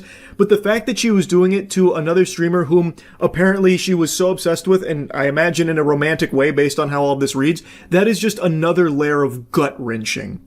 It's just so fucking awful. Out of the 1.16 million yuan, she tipped 670K to a male live streamer she followed obsessively. She couldn't explain where the rest of the money went. On top of that, she had borrowed another 11.2K from online lenders, pushing the family into debt. This is the husband. Lou said he lived in a bare bones rental costing 42 USD a month while sending nearly every spare cent home. His wife has been a full-time caregiver for their child since they married 8 years ago. Yep. She cared more about that live streamer than her own child and husband, putting them all into debt, ensuring that this family was going to have a very hard time raising this child because they now have nothing. She was so fucking obsessed that she sent them into financial oblivion here just for a crumb of attention from this live streamer. It's sickening. It's actually just despicable. I've been saving money on food and expenses and offered all my money to her. However, she gave the money to another man, he told Hinin TV, adding that he felt stabbed in the back and no longer loved her. That sounds about par for the course. That is the ultimate betrayal, and it makes sense that he would fall out of love with her following this revelation. The wife admitted she became obsessed with the streamer. Chat logs reportedly showed her asking him to call her baby, though she insisted they never met offline. With the savings wiped out and 80,000 yuan in debt, Lu now plans to recover half of the couple's common property before filing for divorce. Just crazy. I hope he gets whatever he needs here in order to rebuild his life, because it's basically starting from scratch now thanks to her. I also hope she doesn't get to keep the child. I hope he gets full custody, because clearly she can't be trusted with the welfare of another human being, considering she was willing to spend all of their money on a complete fucking stranger just so he'd call her baby. Like, that is not a mom. That is a terminal gooner. So hopefully, I'm rooting for the husband in this case. Based on all available information, it seems like this should be a slam dunk for him. But man, I don't even know where you go from this point forward in his shoes. That's so fucking tough. It's heartbreaking. And in stories like this, I always wonder if the streamer ever gets made aware of it. I understand there's no obligation for the streamer to, like, give the money back, but I feel like if the streamer in this case heard what happened and what was actually going on, I imagine he'd probably want to help the guy here, at least in some capacity, right? You would think. Because, I mean, come on, if you boil it down, this is the guy's money that was being distributed like Johnny fucking Appleseed by his wife without him ever even knowing it. So you basically got your hands on some other guy's money that he never even knew he was missing in the first place. That's gotta feel terrible, right? Like, I don't know, I just feel like if the streamer knew, he'd probably want to at least give some of it back. Like, I imagine he's not going to have all $94,000 still readily available or anything, but I just imagine if they knew, they would probably want to help. And that's how I feel about a lot of these cases, like the last one we covered, I suppose, with the hundreds of thousands of dollars donated to that female streamer. I imagine if she ever knew, she'd probably want to give it back too. I don't know. But I never really hear about that happening, so I'm guessing they never even catch wind of it, or I guess maybe they don't care. That's also equally possible. I just have to imagine with that amount of money, you would know a little something about the person donating it, especially if they're asking you to call them baby. I would think that there'd probably be some kind of knowledge on who's behind that account. Like, for example, back, it was probably like 2016, 2017, someone donated $31,000 to me. The first thing I did was try and reach that person to find out who the fuck this was, because that could have been someone that was about to take their own life and just giving all their money away, which is fucking terrifying. Or it could have been someone that's making an extremely financially irresponsible decision that's ruining their life. Or it could genuinely be a multimillionaire that's just throwing around money because it doesn't matter to them anymore. That third thing happens occasionally in the streaming space, where some fucking crazy, like, wumbo rich person just donates a lot of money willy-nilly for fun. And in the case of that moment, that was the case. That person was the CEO of a pretty large company overseas, and I talked to them pretty extensively for a little while, offering multiple times to send that money back, because even still, that is just way too much to just be giving away. But the point I'm making is, I feel like in most cases, when a donation number gets that high, this crazy, you'd probably at the very least be curious enough to know who's, Scrooge McDuck over here tossing around all this meat, right? So I just feel like you'd probably know a little something about the person. So when a story like this breaks, like, I think you would probably catch wind of it, but I don't know. I guess not. I just feel really bad for the husband. Like, that's kind of the meat and potatoes of it. Like, I just really hope he's able to rebuild his life after what his wife fucking did to him. It's just terrible. I'm wishing him and his child the best. That's really about it. So yeah, what an unbelievably crazy week on Kick. I was just talking about the French streamer Jean Parmenov, who passed away in his sleep on stream after a marathon of abuse from some other streamers. And just now, I literally just finished streaming Resident Evil 6, and I was taking a little tinkle, and I got sent a little something that is so diabolical, I had to hop back in the saddle and yap about it. It is incomprehensible that yet another potential death was just streamed on Kick. I'm recording this an hour after it happened, and the victim is currently still in the ICU, so I guess by the time I post this, I'll know whether or not they passed away, but I'm going to keep this part in here right now because it's up in the air. A Kick streamer, Raja Jackson, who is the son of Rampage Jackson, and also a professional fighter, just went fucking ballistic on a wrestler during a wrestling event on stream. He picks the wrestler up, slams him on the mat, and then lays down 27 punches to the man's skull, most of which were delivered while he was unconscious. And by the end of it, he is bleeding and bloodied. They couldn't wake him up. They said he was barely breathing, and someone even used the word flatline, that he was flatlined in the ring. This is not fake. This is not scripted.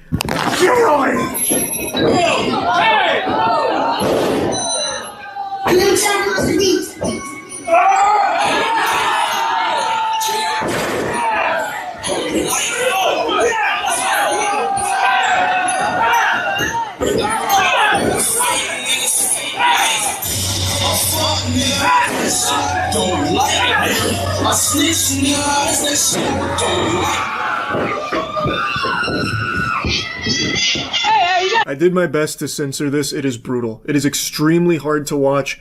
I also cut the clip short, but they pan back and he is covered in blood. Raja Jackson is a professional fighter who has unloaded, I counted 27 blows to an unconscious man. And they all are connecting. This is not like fake. It's not like he's pulling any of his punches.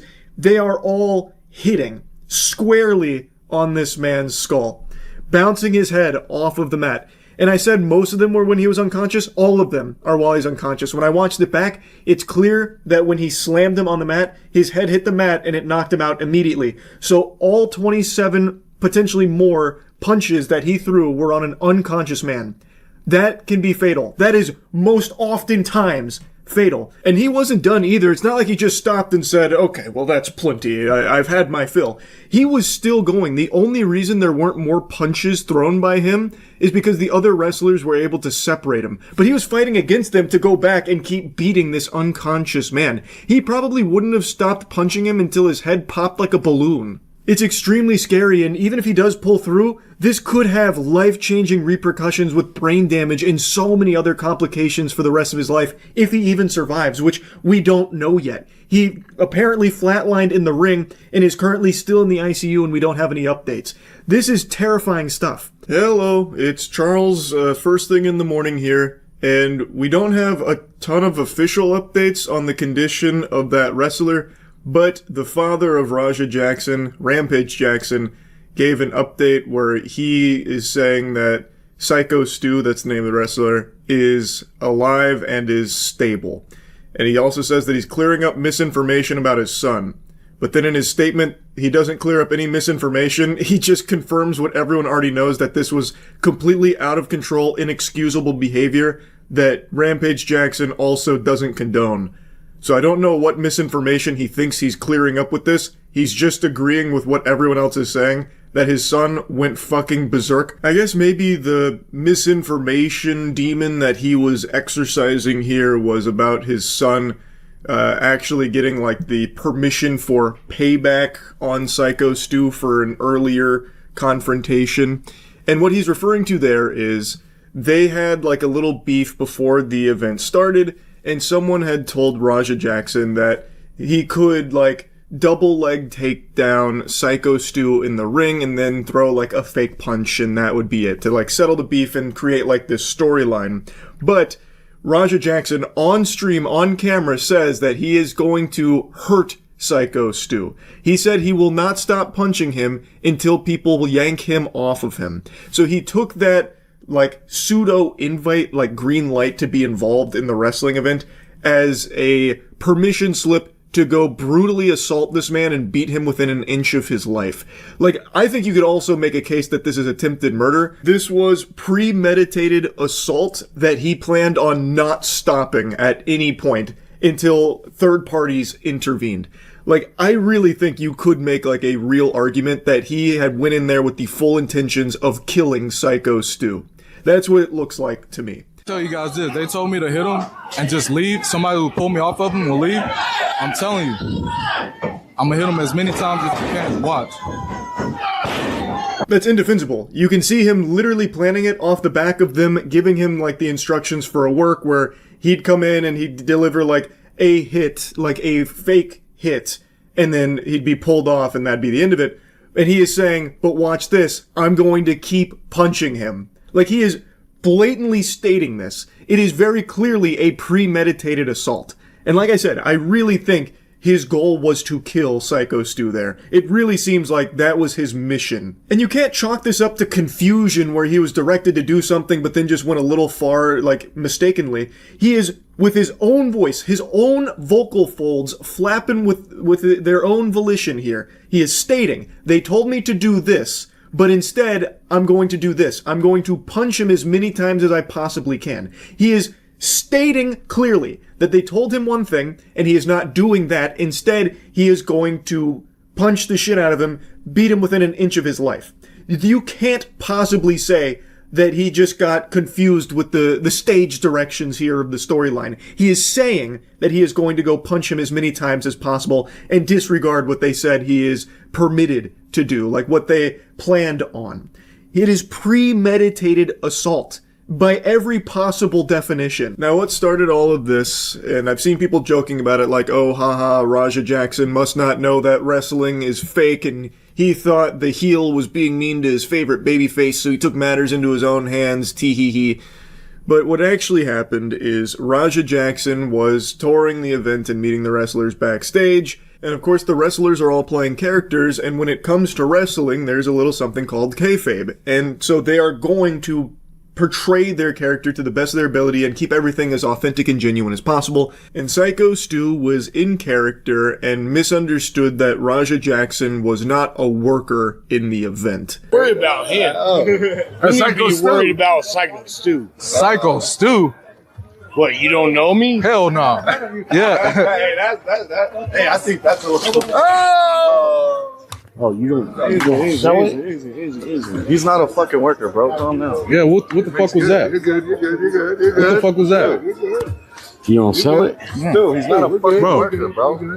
What the fuck was that? Hold on. I don't play that shit, bro. Oh, sorry. No, I will fuck him we're up, good. bro. I know you will. No. We're good. And he takes it way too far when he takes a beer can. I don't know if it's like a real beer can or like one of those breakaway like stunt ones, but he takes it and he crushes it on Raja Jackson's head. Then you can see him get really fired up about it, and all the other wrestlers are also saying to Psycho Stu, like, bro, what the fuck are you doing? He's not like a worker here or anything. That was too far.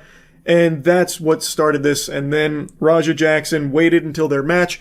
Then he stormed in and then beat him potentially to death for it. Now, I think if Raja Jackson had swung on Psycho Stu after the beer can thing, you could definitely make a strong case that he was acting in self-defense. Because that is unexpected, it was unprovoked, and it was kind of a crazy thing for Psycho Stu to do, not knowing for sure if Raja Jackson was a worker in the event or not. It was a bad judgment call for sure from Stu. And he was just like way too fucking committed to being the heel. Like he was really deep into his method acting like fucking Shia LaBeouf style, and he did the beer can thing, and it was definitely over the line. But here's something a lot of people aren't showing enough of, that Psycho Stu was very apologetic when he learned that Raja Jackson was not a worker at the event. He apologized 3 times. They shook hands multiple times, and Raja said, like, hey, it's good, I get it. Multiple times. Meanwhile, he was just like bubbling with anger, waiting for his chance to fucking assault this man. Don't fucking steal that. Yeah. Hey, I'm sorry, bro. Hey, it's gonna all work out. Yeah, hello. I apologize. I appreciate it. I didn't know. I thought you were a worker. Don't see my wheel. You still the camera. I get it. We're not working out. Well, he's gonna come out on your mat, too. I know you keep thinking we're working. We're always working. I get it. Yeah. I get it now. Now you know what I'm saying? We're always working. What a fucking worm. This is some slimy behavior here. This is some turbo ass. Raja Jackson is now pretending that he understands and forgives Psycho Stu, who is very apologetic, mind you, and he's explaining, like, look, I saw the cameras, I thought that this was like another work, that we were building a storyline, this and that, and Raja Jackson's like, no, I get it, and he's like shaking his hand and everything. Meanwhile, he is actively planning of assaulting this man, beating him unconscious and fucking leaving him eating meals through a straw, as he is like pretending to let bygones be bygones here and that they're on good terms. That's fucking unhinged. Now, before showing you some more of the aftermath here, let me introduce you to Psycho Stu. I think you should get a little bit of the lore behind this wrestler that Raja Jackson beat so severely, hospitalizing in the ICU, and apparently caused to flatline in the ring. Pro in 2009. I had just got out of the military, probably about 6 months earlier. I got out of the military, I joined Knox Pro, because I needed something to focus on. I needed something to help me adjust back into civilian life. A lot of veterans, it's hard for them to readjust into civilian life coming from the life of the military. I'm an American soldier that suffers from PTSD. Being in front of a crowd, it doesn't give me as much anxiety and aggression as I thought it would. Yeah. Psycho Stu is a veteran who was suffering from PTSD and found wrestling as a means of escapism and fell in love with the sport. and now is currently hospitalized in the ICU, but apparently is stable. So hopefully Rampage Jackson is accurate with that claim that he is alive and stable. That would be wonderful news. But what an unbelievable set of circumstances that led to his hospitalization here. Yes, he made a mistake with Rampage Jackson's son here, not knowing whether or not he was a worker and still building the storyline anyway under the impression he was. But it's not a mistake that should have led to something like this, especially when he did everything in his power to try and rectify it and try and apologize for his mistake and explain why it happened and ensure that it was totally unintentional and there wasn't meant to be any bad blood or anything. And he thought that he did accomplish that, but clearly Raja Jackson didn't actually think so. He was just acting. Raja Jackson was flexing his thespian skills here when he was pretending that everything was okay between those two, because what he was actually doing was plotting a premeditated assault on Psycho Stu. Again, that potential argument of self-defense, that has poofed away like Timmy Turner's fairy godparents. That ship sailed a long time ago because he didn't act in response to the threat. Like, after the beer can was crushed on his head, which, again, he wasn't expecting, and that can be dangerous, but he didn't, act in the heat of the moment to defend himself from that or anything. Instead, he let it marinate, let his rage bubble up, and then waited for his opportunity to get revenge later. There is no longer a possible case of self-defense here. Yes, he was wronged, but he didn't, try and defend himself from that threat or anything. He pretended to, move on from it with the guy who did it, and then waited to attack him later. And I think you can make a very strong case that it was attempted murder. At the very least, it is a premeditated assault, and based on the things he was saying leading up to it, and based on the behavior in the ring when he was delivering 27-ish blows to an unconscious man's skull, I really think there is a strong argument to be made that he was in there doing that solely to try and kill him. All of this on stream, mind you, and you can even see him respond to the news that the guy that he just unloaded 27 punches on in the ring while he was unconscious is potentially flatlined. Hello? Hey, where the hell are you at? Who told you to double leg that motherfucker and start welding him? I just saw the video. Shit pissed me off though, Andre. I understand that, but now they can't wake the nigga up. He's fucking in the ring, fucking flatline, bro. My bad. You didn't have to do all that shit. I understand y'all had heat. You didn't have to fucking take advantage. Alright, I'll call you back later. This guy does not seem to care at all. This is a fucking monster right here. In response to hearing that the guy flatlined, he just says, "My bad." That's crazy. Kratos had more empathy for the people that he killed in very similar fashion, by the way, with the unbelievable amount of blows to the head. But at least in Kratos' case, the people he was fighting, they were at least conscious. All of these were delivered to an unconscious man. A man who never even saw this coming, by the way, because he storms into the ring, grabs him, and then slams him. So it wasn't even a fight. But he walks away feeling so fucking tough and accomplished about it, with no remorse at all for potentially killing this man. Tired of motherfuckers playing with me, bro. Real shit. One of them a bitch and fucking bit me. I'm tired of everybody fucking playing with me and shit. Think I'm always playing and shit. Call me bitch and shit. Not no fucking bitch, bro. At the end of the day, I'ma stand up for my fucking self. Because I'm tired of everybody fucking playing with me, bro. Real shit. He's walking away from this with his chin held high, extremely proud of what's unfolded here. It seems like this might be the happiest moment of his life. The way that he is perceiving this is him standing up for himself. He is not able to have a grasp on the severity of what just happened here. He thinks that because the disrespect that he encountered earlier in the day, he was entirely justified to potentially murder this man. And by the way, the wrestlers that were calling him a bitch, well, I imagine they were saying that because he basically sucker punched this guy potentially to death. The guy never even had a chance to fight back because he came into the ring when his back was turned, slammed him down, immediately knocking him unconscious. It wasn't even a fight, it was a surprise attack. So I imagine that's what he's referencing when it comes to the wrestlers like insulting him, and the one that bit him, with everyone that was like getting on top of Raja to get him away from Psycho Stu on the ground, because he was still going back to try and make sure he was dead, it seems. Now, in the rest of the clip here, one of the wrestlers from the event starts walking towards them, talking to them, trying to get them to stay, probably until police get there would be my guess. But he is talking to them, and he is shit-talking, trying to goad him into staying. And he's like talking about, like, I'll fight you right now. And then it's a back and forth. But Raja Jackson reiterates that he wants to fight more of them there. He wants to continue to beat people within an inch of their life there. It's scary. I cannot imagine a world where he does not go to jail for this. I really can't. Rampage Jackson has tons and tons of money, sure, but I don't know if he's going to be able to outspend the attempted murder charges that his son just racked up here. Now, of course, I'm not a lawyer and I don't have like a magic crystal ball that I can ponder the orb of to see the future, but my guess would be that there will be attempted murder charges for this incident. Because, I mean, I really think it's like... It feels like that's what the goal here was when Raja Jackson was delivering these blows. I mean, I think at bare minimum, you're getting some serious assault charges. Like, no matter what, I think he should be thrown in the slammer for this. This behavior is completely unacceptable. He knew exactly what he was doing. He even on-stream states what he's about to do. And he clearly doesn't stop until he is pulled off and then still wants to keep going. All of these blows delivered to an unconscious man. How could you possibly say this is anything other than him trying to kill him?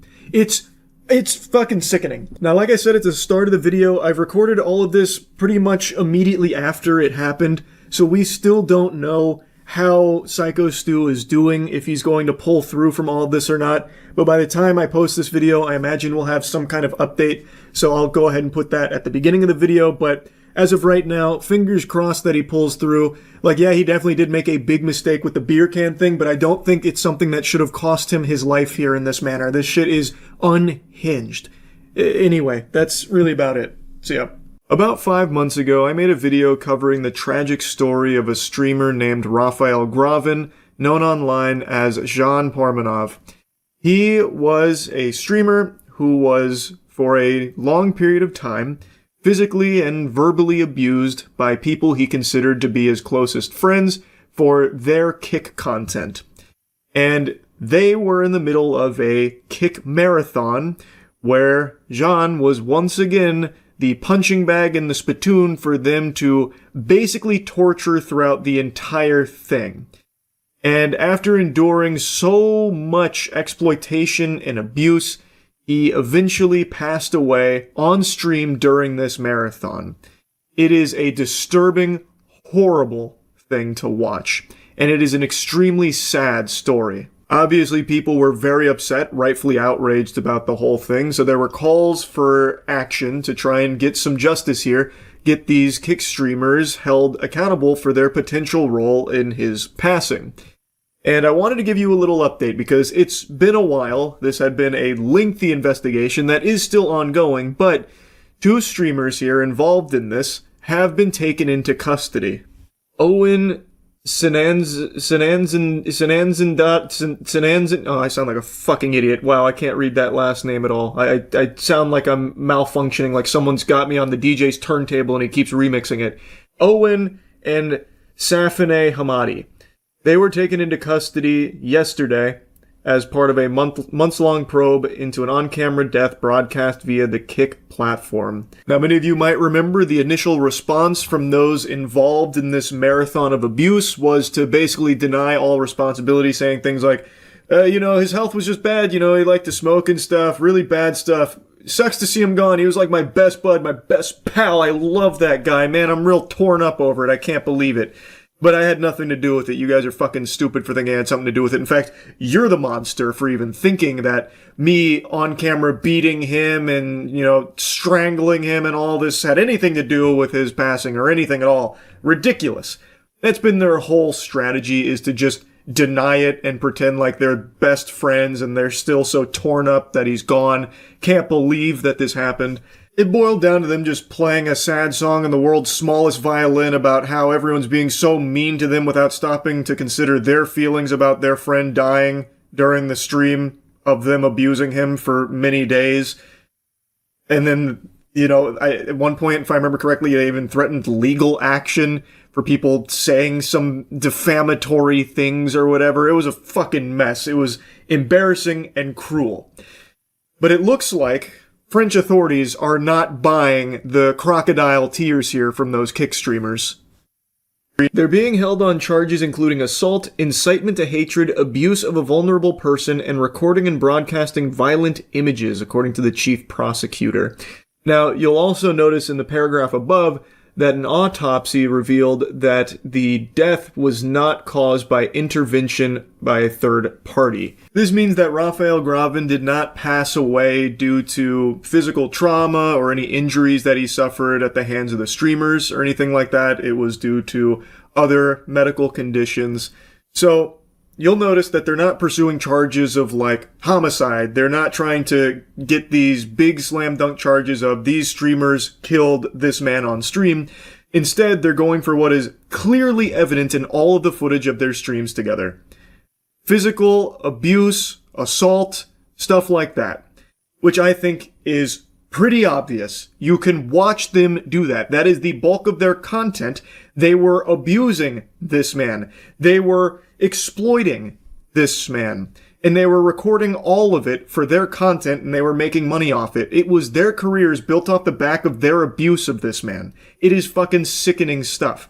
So even though he may not have passed away as a result of all of the abuse he suffered from them, it certainly didn't help his underlying medical conditions in any way, shape, or form. We also have that text message that Raphael Gravin sent to his mother, talking about like how awful it is, the abuse that he suffered, that kind of thing. So they certainly weren't exactly angels here, and they didn't do anything to help him in any way. Even if they weren't directly responsible for his death, I definitely think it didn't help things at the very least. And these charges, I think, are probably pretty strong. I would imagine they stick because you can watch all of them yourself. Like, it's all just right there at your fingertips. It would be shocking if they don't end up behind bars. If this doesn't lead to them going to the slammer, I really would be stunned. This had been many months investigating. There is hours and hours and hours worth of content showcasing their abuse of this individual. I feel like it's an extremely strong case, but we'll see how it all shakes out. If you remember, they were actually taken in by authorities a while back, but they were released. This, I do think, is different, especially after months of investigating, so I'm pretty confident that there will be at least some level of justice here for everything they did. What that looks like with time in jail, I don't know. I guess we'll see, but this should be a very severe punishment. What they did to that guy is beyond fucked up, and his passing is extremely sad. So yeah, I just wanted to kind of give you an update here to the story, and really, that's about it. So yeah, I'm in a bucket hat. I'm enjoying it. I'm having fun. Now, a buddy of mine just sent me something that I can promise you no one's having fun with except for the people that were paid to promote it. It is called $1 Million Fan. It is a show which is pitching a $20 million prize pool for what seems to be a load of horseradish. And in case you were wondering, yes, that is an AI mansion on their front page of this contest. At least from everything I can tell, it's an AI-generated mansion. Which immediately should let you know that you're dealing with some high-quality content here. No reason not to trust that. I can't believe anybody would be pitched this and actually think it's legitimate. Like, it takes 3 seconds of looking on their website to smell the poop. It is unbelievably foul. Like, there is no world where this happens. To put in perspective that prize number, $20 million, that is significantly more than Mr. Beast's Amazon show and would make it by far the highest grand prize pool in any kind of like reality game show history, pretty much. All for what I believe to be terrible concept for a show as well, about streamers' fans submitting clips and then I guess going to a mansion or something. I'm still a little confused because the information they offer is just fucking nonsensical. Like, I feel like I have to be on Fint to even begin to process the words that I'm reading and what is supposed to be a contest. So I want to go through this. I want to really get into the weeds here because this is mind-bogglingly stupid. This is a special kind of scam that I just can't even picture someone falling for. Yet, some streamers have publicly promoted it. I'm assuming they were paid to do so by their talent agency, who was approached by whoever's behind the $1 Million Fan Show to do this. So I imagine some people buy into it, which I can't wrap my noodle around that. This is like the Fire Festival of streamer shows, but even more outrageously fucking dumb. They have a streamers section here, and I'm guessing they were all paid to endorse this, and I know in Extra Emily's case, she just had a statement on her stream after her community was letting her know that they believe she had just promoted a scam to them with hawking $1 Million Fan Club. So we'll go over her statement here towards the end of the video. Checking in on the About Us section offers more questions than answers. It's so fucking useless here. You get about as much lore here as you do for the old Urgot League of Legends write-up, where it basically just said Urgot has a dark and mysterious past. So $1 Million Fan is a high-stakes reality television competition built around one simple idea: the fans deserve a seat at the table. Created at the intersection of modern creator culture and large-scale unscripted entertainment, $1 Million Fan brings everyday fans face-to-face with the creators they support, competing together in real-world challenges for life-changing prizes. This is not a meet and greet, and it's not passive fandom. It's participation, pressure, and performance. This feels like it's an AI-generated About Us section. Each season pairs selected fans with major online creators in a fully produced, on-location competition environment. Contestants are tested physically, mentally, and strategically across a series of escalating challenges designed to reward adaptability, teamwork, and resilience. The result is a show that feels authentic, unpredictable, and genuinely earned.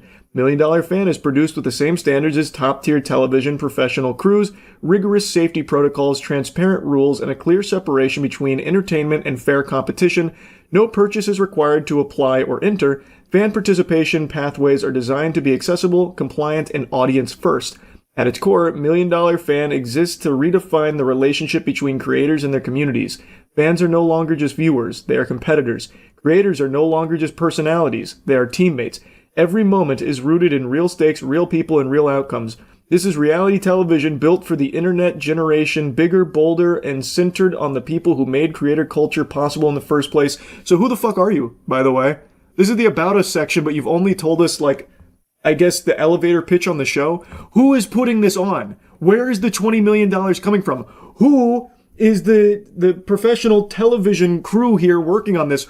Like, this is not providing any actual information about the team behind $1 Million Fan. That should immediately raise some red flags that they're not front-facing with who is even putting this on in the first place or where this prize purse is coming from. Their About Us section is fundamentally just like a high schooler that's cramming for a summer reading book report where they're trying to meet the word count. This should immediately be raising red flags and have you asking some questions like, why are they not being more forward with who is behind this? Is it the fucking Rockefellers? Like, whose identity are they protecting? The Elusive Man or something from Mass Effect? Like, where is this coming from? Who is putting this on and who is putting this together? This About Us section is nothing but meaningless fluff gobbledygook that doesn't actually answer anything or provide any real valuable information about this production and who's responsible for it. And then when you go further to their partners section, they have like a couple of brands listed here. Their 3 listed affiliates are Malwarebytes, Hide Me, and then that mystery affiliate in the middle there is StubHub.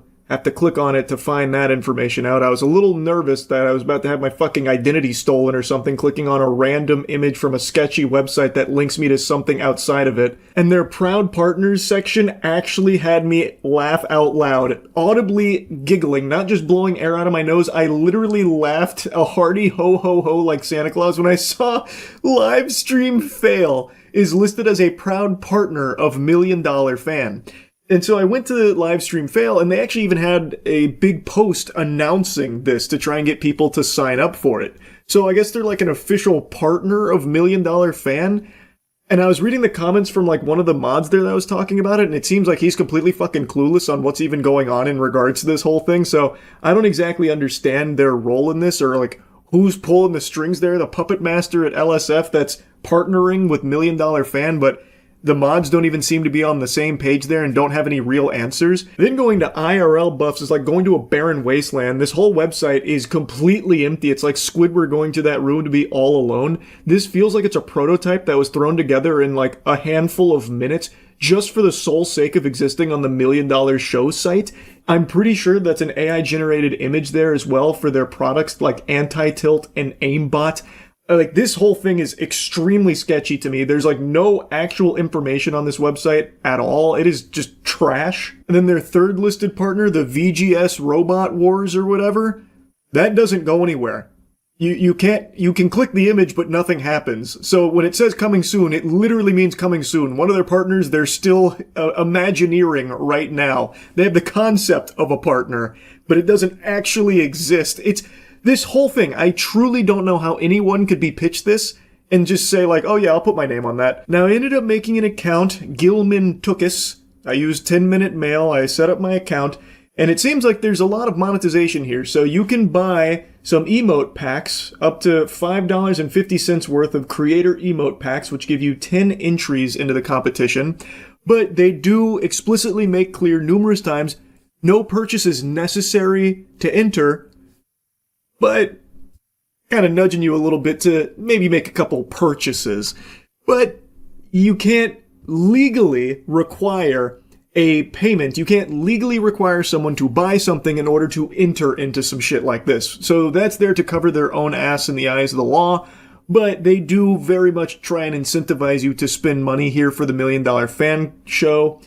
Going to their official rules, I thought for a brief moment I was going to learn more about the sponsor here, but it's talked so vaguely that it sounds like a Destiny 2 raid boss.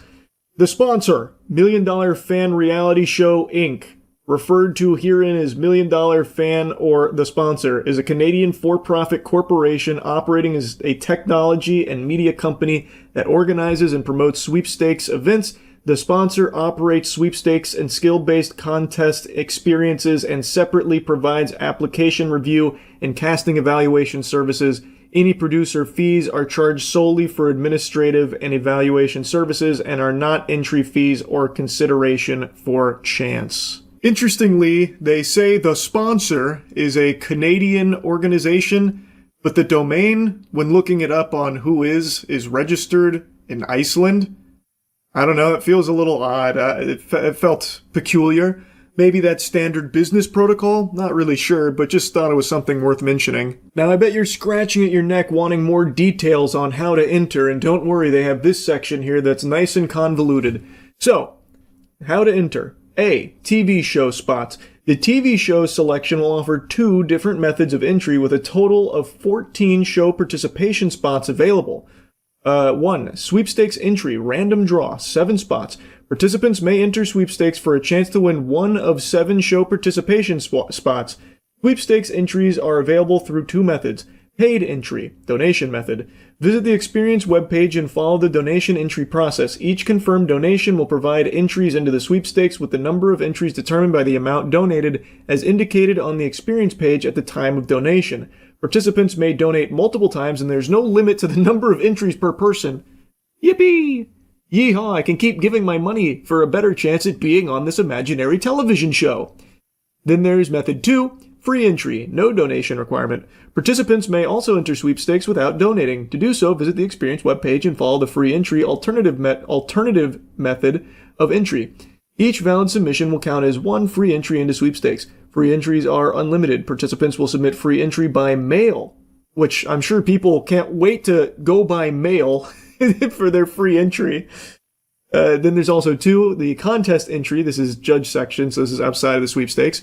In addition to the sweepstakes, 7 show participation spots will be awarded through a skit-based contest. Contest entrants must submit an application and/or participate in the contest process as described in the Experience rules. Winners will be selected by a judging panel based on specific criteria, originality, creativity, skill, or other merit-based factors as outlined in the Experience rules.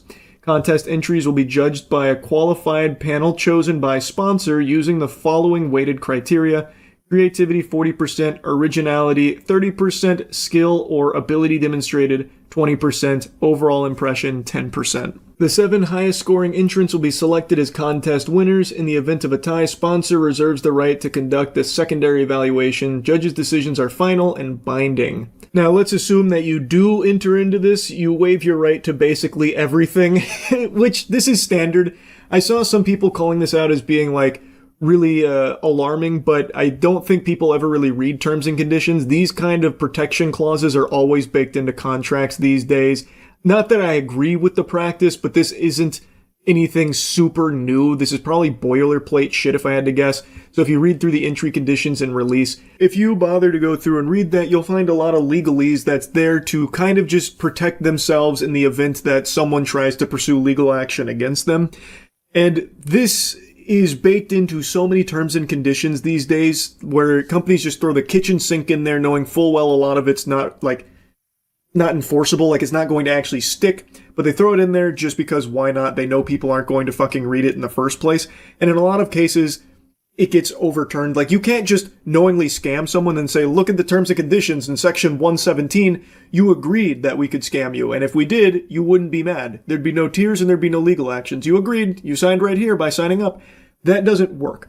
So in this case, they're putting these protections in here that read about like how you can't pursue them for any like punitive damages and stuff like that as a way of just trying to protect themselves if in the event that this does end up being a scam, which I do believe that this event will never actually unfold in the way in which it is presented on this website. This whole thing, I think, is just complete fucking hogwash. But this section in particular here wasn't like super surprising to me like it was for a lot of other people. I kind of expected that that would be somewhere in their website as part of the terms of signing up, especially when you consider that the paid entries are non-refundable based on the available information I can find. It seems like those are non-refundable. So this being in there is trying to stop someone, like discourage them from coming after them in the event that this doesn't actually happen. Which again, if you do get scammed by this, I don't think these terms protect them. I'm not a fucking lawyer, but I don't think it actually would really even do much in that case. Anyway though, let's move on to the next component of this, which was Extra Emily's response when people were calling it out. I know it's sus. I know it looks sus, okay? Mythic pitched it to me, and I was like, okay, sounds good, but I just don't want LSF to be part of it. Like, are you kidding me? Like, why is there an LSF person? Like they're like using, and they're saying like, oh, Emily is backing it up, and I'm like, I just posted it because I had to. Like, I had to be like, okay, I need to tell people about it. Pardon? What do you mean you only posted about it because you had to? You didn't have to. You could have said no to this when they approached you. She makes it sound like it was an obligation she couldn't avoid. You didn't have to accept the deal. And she even talks about how she didn't really look into it or anything, just said sounds good off rip. Why? Why wouldn't you even bother to take a single peep at it? Especially when they're approaching you about a $20 million contest that uses your fans and you as the face of it. That is inconceivable to me. And then she's really surprised that the LSF team or I guess it's just one person maybe on the LSF mod squad that posted that statement. She's surprised that they're saying she's backing it up. She's like, why would they even think I'm backing it up? Because you are. You are. You promoted it. That is you backing it up. You are on their website. What do you I don't understand why that's not registering. But then the LSF guy's like, oh yeah, Extra Emily totally backs it. I'm like, I'm just doing what I'm supposed to do, okay? So I don't know what's happening, but for now, just put this put on the side, okay? So I will get more information on it and then let you guys know. So yeah, but I promise I'm not trying to scam you guys. I apologize, I didn't do more research beforehand, but I'm gonna have them do more research. And then she'll keep them updated on all of that. Again, they are saying you're backing it up because you did promote it. You were on their website as one of the streamers that you can go in and be part of the fan sweepstakes for. The images that I put there of the emote packages on my Gilman Took Us account, I did that through Extra Emily's portal on $1 Million Fan. So they are saying she's backing it up because she agreed to this promotion. Now, do I believe Extra Emily was intentionally trying to scam her fans for a paycheck here? No. But as she said, she didn't do any research on it. And it doesn't, she's using the word research like this would have been some kind of Herculean undertaking in order to get down into the bare bones of it, the truth of the matter, when it actually would have just taken maybe 4 seconds of just typing in milliondollarfan.show and looking at the website. You are literally greeted with an AI generated mansion. Like, it doesn't take much effort to have been pitched this and been like, all right, let me just check it out real quick before I say yes, and be like, oh, yep, this is fucking nonsense. This is barnacles. Again, I don't think she's a bad person who did this maliciously or anything, but this was so easily avoidable. And she's like surprised LSF is involved. LSF is on their website, proudly presented. Again, if she even just went to their website once, she would have seen that. She would have known. It's very clear she didn't even bother to type in the name of what she was about to endorse, which is why I believe this was probably some kind of paid promotion. I'm assuming Mythic approached her with this $1 million fan show pitch, as well as like what they're paying for the integration, and she just said yes to it without like a second thought, really. That's my guess. Now, I also want to yap about how surprised I am that her agency, like her management team, Mythic, would even bring this to her in the first place. Like, why they would even serve this up on the plate to the streamers to begin with. I feel like the agency shouldn't have even entertained this $1 million fan show pipe dream. There is no real information available on anyone even associated with this show that's apparently going to be on television based on their entry rules. It's going to be like a big budget reality TV show program somehow, somewhere with a professional crew, this and that. This is a multi-million-dollar production. Like, based on everything they're talking about in their About Us section, this sounds like this would be like an $80 million produced show with a $20 million prize pool, which is unheard of. Absolutely unheard of. And yet there's no real information available on it. I don't see why Mythic would even take this offer and present it to the streamers with so little available on it. This feels like a very fraudulent show that is now being put out to streamers here as a potential endorsement. So I'm surprised that Mythic even served it to them to begin with. But again, I think it was so easily avoidable for the streamers that are listed here to just like type in that show, like look at it for even a second and be like, yeah, this is fucking garbage. This isn't real. I'm just surprised that it's at this point now where there are potential victims here. There are potential fans of Extra Emily or the Botez sisters or S-Fan or someone that maybe saw this with their name on it and been like, oh, this sounds incredible. $20 million? I'll do a free entry. I'll do a submission here. Well, actually, maybe I'll do a paid entry, get the emote package to support the creators too, and give me some more entries for a better chance of competing in it. And like, it's sad. It's just fucking sad. Because again, I don't think this is real at all. I feel like there's very few people out there that would go to that website and walk away with a positive impression that this is something on the horizon. It doesn't seem feasible at all. Would love to be proven wrong though, I suppose. I guess we'll see.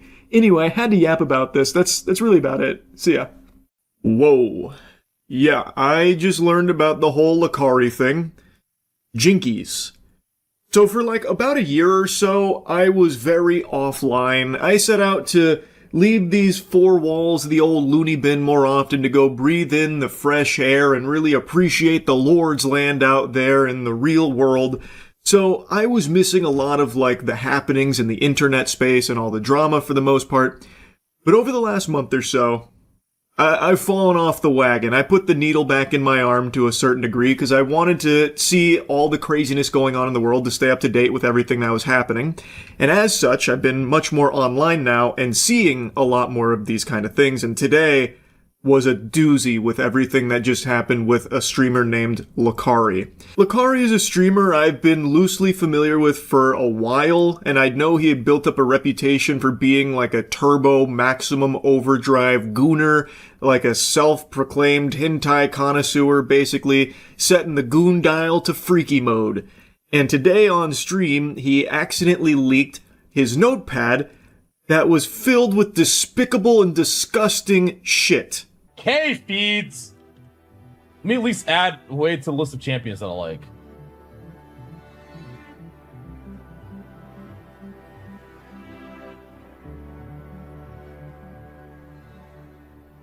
Fuck. The links are censored there, but apparently a lot of people have taken the plunge into looking up a lot of what was revealed here through the Lakari leaks, and what they have found is beyond heinous. Like, this is some evil shit we're talking about here. Things like family nudism, apparently. Like, that's some real pedophile shit right there. Also, like, teens and animals. In that notepad there, you might have saw one of the tabs that said JBT. It was like 500 JBT. Apparently that stands for jailbait teens. Like, it's bad. Like, really, really bad. And after this happened, his stream was calling him out on it. And most people expected him to, in the stream, to like hide the evidence, nuke it, basically banish it to the Shadow Realm and hope that people didn't have enough time to dig into it. Lakari, on the other hand, cooked up a different kind of scheme. He streamed for multiple hours after this happened, and just fucking face-tanked everybody that was digging into it, and all the people that were rightfully calling him out for how deplorable the shit they found in there was.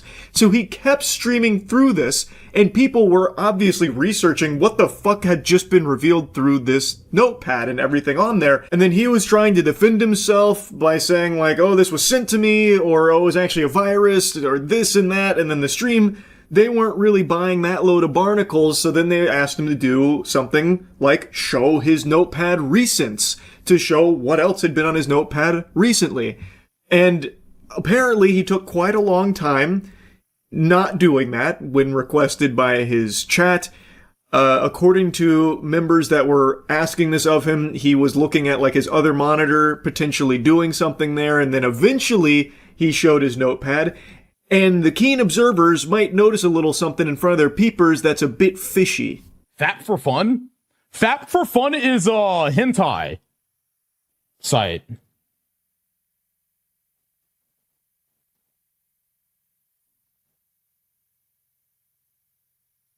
You also visit Fap for Fun? Yeah, I download a lot of that shit. Couples? Okay. That's literally, is that not that's the file with the sus shit in it. Like, it says one thing, but it has a bunch of sus shit in it.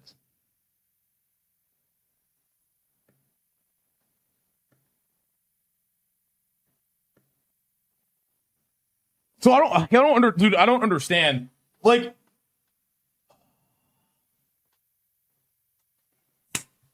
when he showed the recents on Notepad, there are 3 new text documents. And it doesn't take a super sleuth. You don't need Inspector Gadget to come in with some high-level tools in order to crack this case. The most likely reason is because when he looked at his recents in Notepad, there were probably some really awful things there that he knew people would pick up on. So then he opened some new text documents in Notepad to push those down out of the recents so people couldn't see them. That's the theory. That's just a game theory, but I imagine that's probably pretty accurate. Anyway though, his big claim from what I can tell with all the surviving clips here is that this is the result of a virus that uploaded this to his computer, and he had already removed it, but unfortunately that damn Windows 11, that dastardly bastard that is Windows 11, for some reason kept it around, which is really weird and odd. How does it end up there? Okay, let me explain what happened. Alright? I was surfing a site. Okay? The shit got downloaded. Like, I didn't trigger a fucking download, it just got downloaded. I opened up the fucking text document. I saw what was in it. I deleted the text document. I deleted it. But the problem with Windows 11 is that even if you delete the text document, it apparently still stays there. So it was still there after I deleted it. I've told you guys 1,000 times that's what happened. Like, dude, I'm sorry. Like, I have like a fucking 3 terabytes of fucking hentai on my fucking hard drive, bro. Like a lot. Sometimes you go to a site, some shit downloads on your shit, you don't fucking want it, you fucking delete it, and that's just what happened, man. Okay? Like, that's what happened. I'm sorry, alright? Like, I don't know how many times I have to explain this, but that's what happened. Dude, let's just move the fuck on, please. A very interesting, innovative defense strategy that could make a lawyer throw himself down a set of stairs. So he's saying that he's got 3 terabytes of hentai, which, just take a moment and process that, really let that marinate. That is an absurd amount of anything to have. This guy is basically compiling the fucking Library of Alexandria for hentai on his devices. That's fucking crazy. But he's saying that, you know, like Thanos, it was inevitable that this kind of content would somehow end up on his computer when downloading all this hentai. It happens, you know? Just, it is what it is. And then when he deleted it, Windows 11 went rogue. The ghost in the machine. It wouldn't let the notepad die. Like a necromancer, it revived it. And once again, brought it back to life on Lakari's device. Even though he himself deleted it, he tried to take it down. Windows 11 said no. That's the claim, that when he was downloading all the hentai, he noticed that this got downloaded too, so he deleted it, but Windows 11 has a feature that kept it around even after he deleted it, and he didn't plan on having this stuff in the first place. I'm going to tell you, it doesn't really pass the smell test. It is very hard to believe. Now, what is true about Windows 11, and Notepad in particular, is if you are working in Notepad, and you don't save your work, like if you exit out of it or your computer crashes and you don't save it, Windows 11 can restore it. It will actually restore that even if you didn't explicitly save it. So let me show you what that looks like. I'll open Notepad, brand new, the quick, wow, brown fox jumped over the lazy log. I have clearly not saved, I have not done anything here, I have just typed into this and you can see that the title matches the text in the document. Now if I was to close out of it, I haven't saved or anything like that, but if I open Notepad again, it's still there. Even though this is not a document or anything that I have saved, because it will save sessions. In Lakari's case, the text didn't match the title, which means he most likely had a separate title for those sections. And also, he said that he deleted it. If I was to, like, delete this, if I told this, don't save, delete it, Notepad would not restore it. At least I don't think there's any way for it to, but maybe Lakari's working with a prototype Notepad that refuses to let anything die. It saves all work no matter what you tell it to do. I find it unlikely, but I guess it's possible, potentially. Actually, here, let's play with that idea again real quick. Let's say Lakari went, I'll just go the quick brown fox jumped over the lazy log again.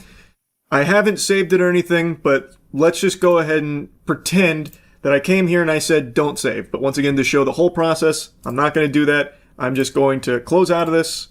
I'm going to reopen it, and it's still there, because it does save sessions like that. But if I came over here and I explicitly said don't save, and now I exit out of this, it will no longer open that. So I find his claim very hard to believe.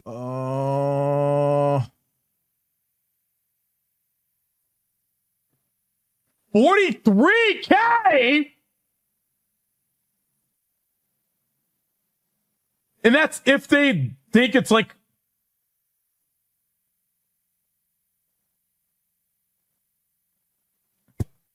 Oh my fucking God. Bro, it's not worth it. Just fucking delete my hard drive. This is him on stream now looking at the legality of lolly in his state, Texas. He doesn't fully understand what he's looking at, but he can recognize that it's not good, and then he eventually says that he's just going to delete his hard drive. It's not worth it. Now, call me crazy, maybe I'm on the crack pipe, but that just doesn't exactly sound like a statement from an innocent man. Like, if you've done nothing wrong and there's nothing suspicious, illegal, or like pedophilic or anything like that, why would you then be saying that you're going to delete your hard drive? It's not worth it. That's very fishy, I'll tell you. And again, from that leak, from that notepad, the things that have been allegedly turned up from all of it are fucking unforgivable. Like, really disgusting, terrible shit. And him then saying, like, you know, just delete the hard drive, it's not worth it. Again, that doesn't really seem like behavior from someone that has nothing to hide. I'm joking about it. What the fuck, dude? What are you just writing your own narrative? You're just writing your own narrative, man. What the fuck else do you want me to do? What do you want to do? I'm so sorry. I didn't do anything. I didn't fucking do anything.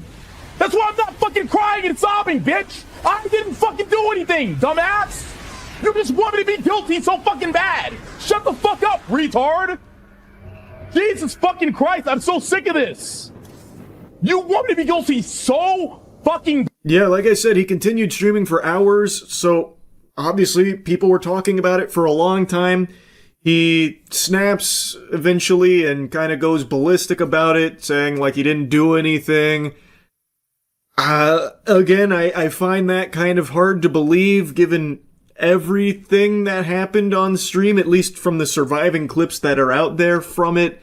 It does not look good. This looks fucking awful. And Lakari got a ban on Twitch for all of this. Apparently he even got banned on Kick. I don't know if he like actively streams on Kick or if that was like a preemptive thing from Kick because they thought he'd go over there after he got banned on Twitch. I don't know, but if you try and go to Lakari's Twitch account, it has been removed as of right now in light of everything that happened during this stream. Again, I find it unlikely that this unfolded the way Lakari is claiming that it did, but I guess we'll see. I'm assuming there will probably be, you know, an actual kind of investigation here, judging by what was allegedly found in some of that leaked from Lakari. Anyway, I had to yap about this a bit. Fucking crazy, man. That's really about it. See ya. Recently, Twitch has been wow, I got out of the shower like a little less than half an hour ago, and I am looking like someone's mom in an anime. Holy shit. Watch so much fucking anime, I'm turning into a character. Anyway, Twitch has been making a lot of mistakes. Recently, PayMoneyWubby made an extraordinary video talking about some of the big mistakes they've made. And I wanted to kind of expand on that and talk about something a little more in particular. How the Twitch bans and the moderation team lead to a culture on Twitch that both promotes degeneracy and instills fear in both users and streamers. Now, I stream pretty much daily at twitch.tv/moistcritical. Come stop by if you want to put a few extra inches on your penis. And yesterday during a stream, I said the word Jaeger when talking about Jaeger bombs, which is alcohol related. But immediately after I said that, the chat filled with ban, terms of service, shit like that. And the reason for that is because the Twitch mod team have banned a bunch of streamers for innocent words that they misheard as the N-word or other racist or bad words. So it's created this culture where people are constantly hearing racist words out of innocent words, which is absolutely frustrating and fucked up. Quick examples being League of Legends streamer TF Blade said fucking idiot one time, and he said it fast and they thought he said the N-word, so they banned him. I think he was banned for a total of a week, maybe a little less before they realized their mistake, but that's a week of just taking away his income. But not only does that take away his career for a week, totally off of something they misheard, it completely tanks his reputation for that week because there were articles written about this professional player being racist and saying the N-word, and it's not what he said. It was totally misheard by the Twitch team, so that ruins his brand image, that ruins his potential on the team. That's a huge deal. A League of Legends streamer named Penguinz0 said the word yikers, and he was banned for 30 days. And I actually don't think his ban ever got lifted, by the way. So his entire Twitch career was uprooted because they misheard a word he said. So anytime a word ends in like a G-E-R or a G-A-R, the fucking streamer runs the risk of getting banned, even if it's a totally innocent word like Jaeger. And this has trained the community, fucking Pavlovian style, to immediately assume the most racist shit all the time. When I said Jaeger, a bunch of people in chat started spamming some racist shit, question marks, banned, terms of service. Do you know how fucking frustrating that is? They're training their community to be racist, constantly hearing the N-word and other really awful slurs and horrible things when that's not the word that was used. So streamers have to fully articulate each and every word for fear of the Twitch moderation team, which is fully unknown, by the way. They're like the fucking Illuminati. There's not a single name on the entire moderation team that is public. By the way, just throwing that out there, they're fucking cowards and don't put their names on some of the shit work they do for the company and the reputation that they ruin and wipe their ass with. Just wanted to get that out there. But you have to be afraid of these power-hungry losers because these are the ones that control your income. They control your career. If you're a full-time streamer, you are fully at the mercy and have to grovel at the feet of this faceless loser team of moderators that are constantly jerking off their power, just getting hard off banning people, it feels like, because their bans are totally random and there's no communication and there's never any repercussions because these people aren't publicly named. Look at any other position at Twitch, partner manager, any level at Twitch, you can find those people. They proudly promote that they are that position at Twitch, but you can't find that for anyone that controls the bans.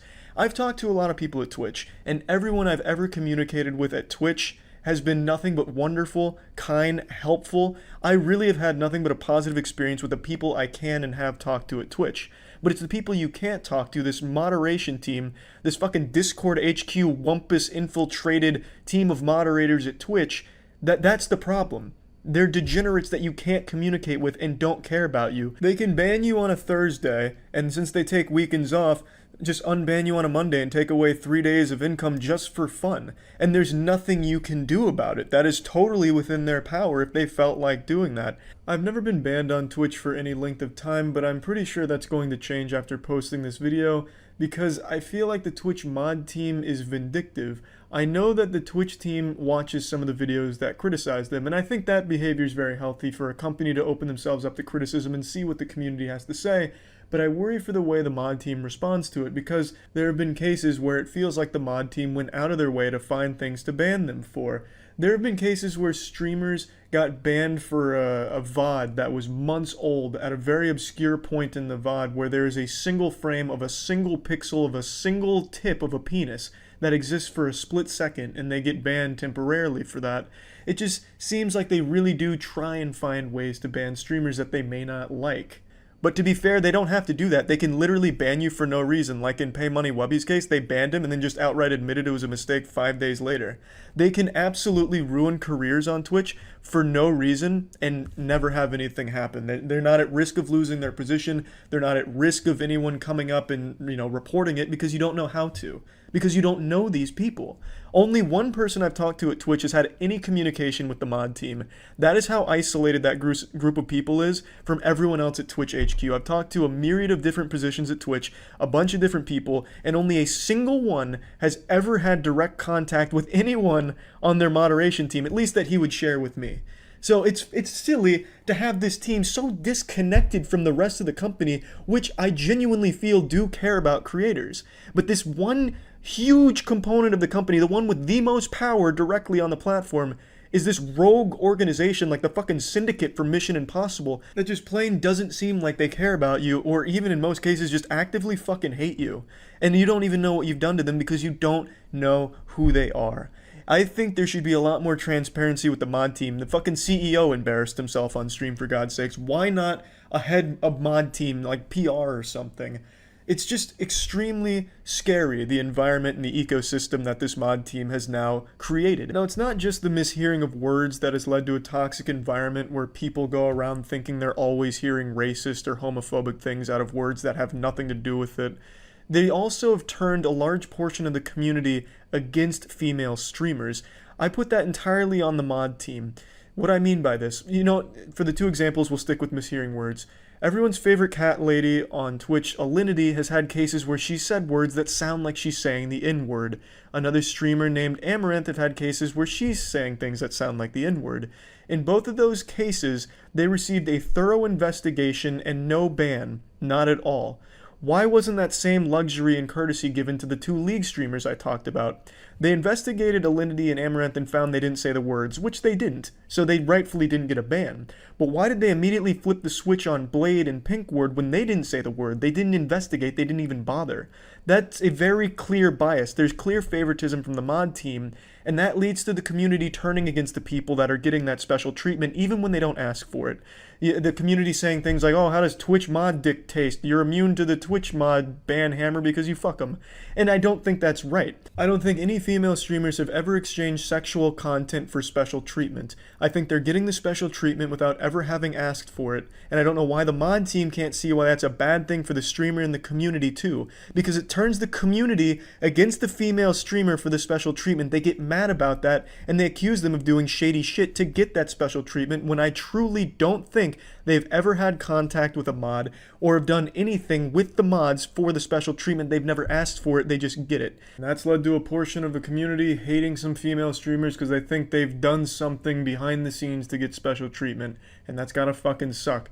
Now, this is a ban that happened a few days ago that I really want to talk about. This streamer was being harassed by an asshole in the chat who was donating to him just to insult him, and the streamer got banned because he addressed that guy by his real name. The interesting thing is, the dude's real name was public already because he was donating under his real name. He was putting his real name on display for everyone to see with every insult he made. Yet when the streamer addressed him by name to talk about him being an asshole, he gets a 30-day ban just for reading his goddamn name out loud? That's bullshit. I address people by their real name on my stream sometimes. Some people tell me to address them by their real name. They prefer it, and I'm really good at remembering names, so I address them by their real name. Does that make me susceptible to a ban? Tons of streamers address members of their community by their real name. It's commonplace.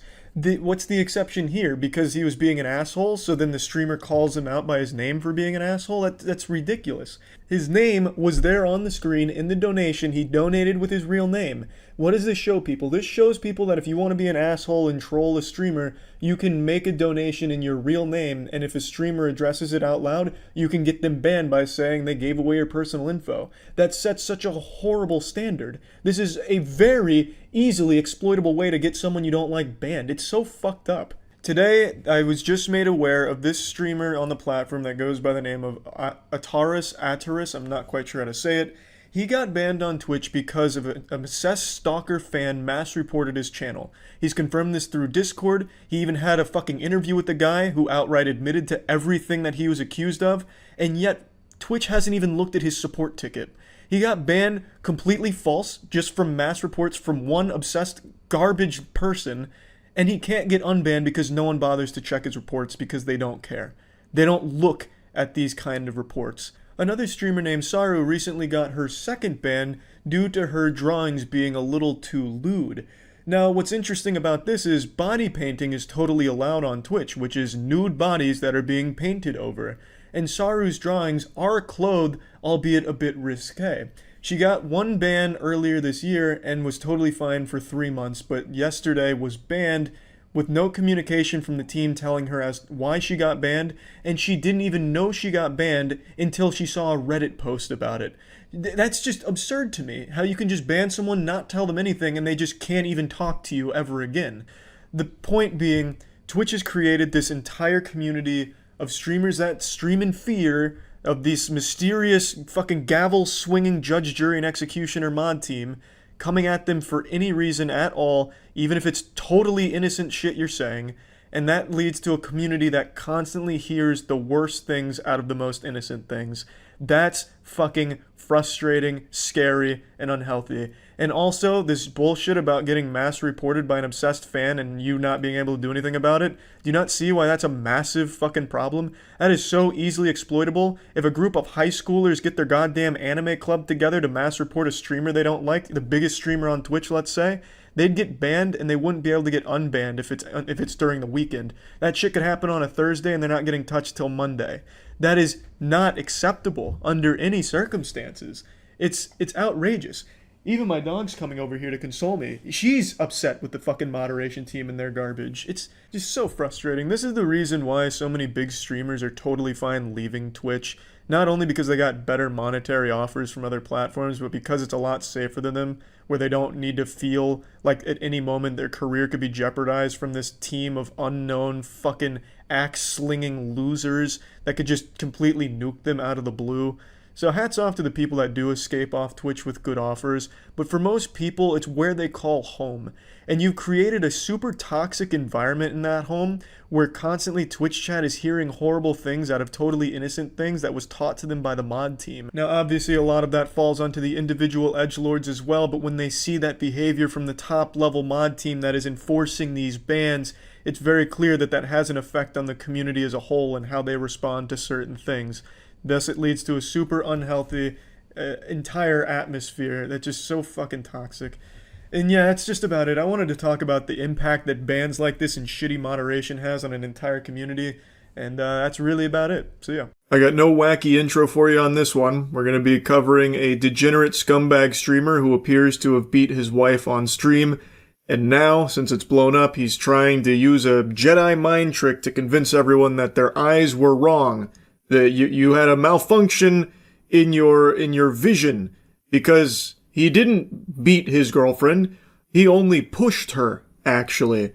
Your eyes are wrong. You didn't see what you thought you saw, is his strategy. But how about I show you the clip first, and then we'll go ahead and digest that a bit. Okay, take it off. Take the lid off. Chill. You need to have no drinks in here. Ow! Ow!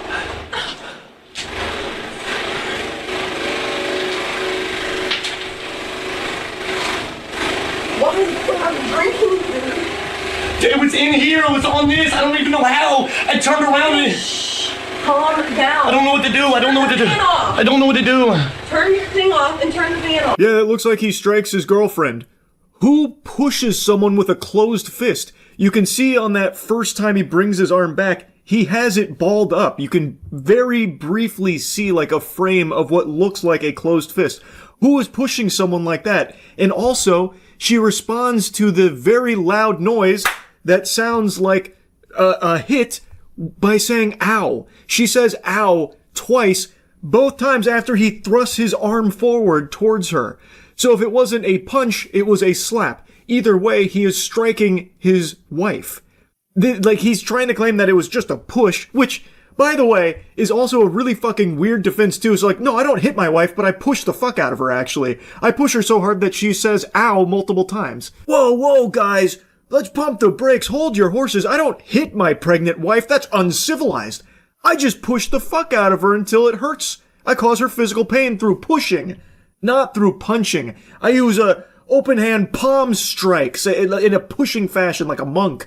That's what I do. And that's normal. You guys, you're blowing this way out of proportion. It's fucking disgusting, this freak. And now all of this is over him spilling a drink on his setup and him like panicking and throwing a temper tantrum over it. His wife came in to like try and help, and then she's over in the corner, and then you can see him lunge at her twice, throwing his arm at her twice in what appears to be a punch or a slap. Either way, it is a strike. That is not him pushing her, and even if it is him pushing her, it clearly hurt. He caused her pain. You can hear the impact. Like, you can't talk your way out of that. You can see and hear this through the clips. But here, let's do a little zoomed in version where you can really more clearly see and hear everything. Okay, take it off. Take the lid off. Chill. You need to have no drinks in here. Ow! Ow!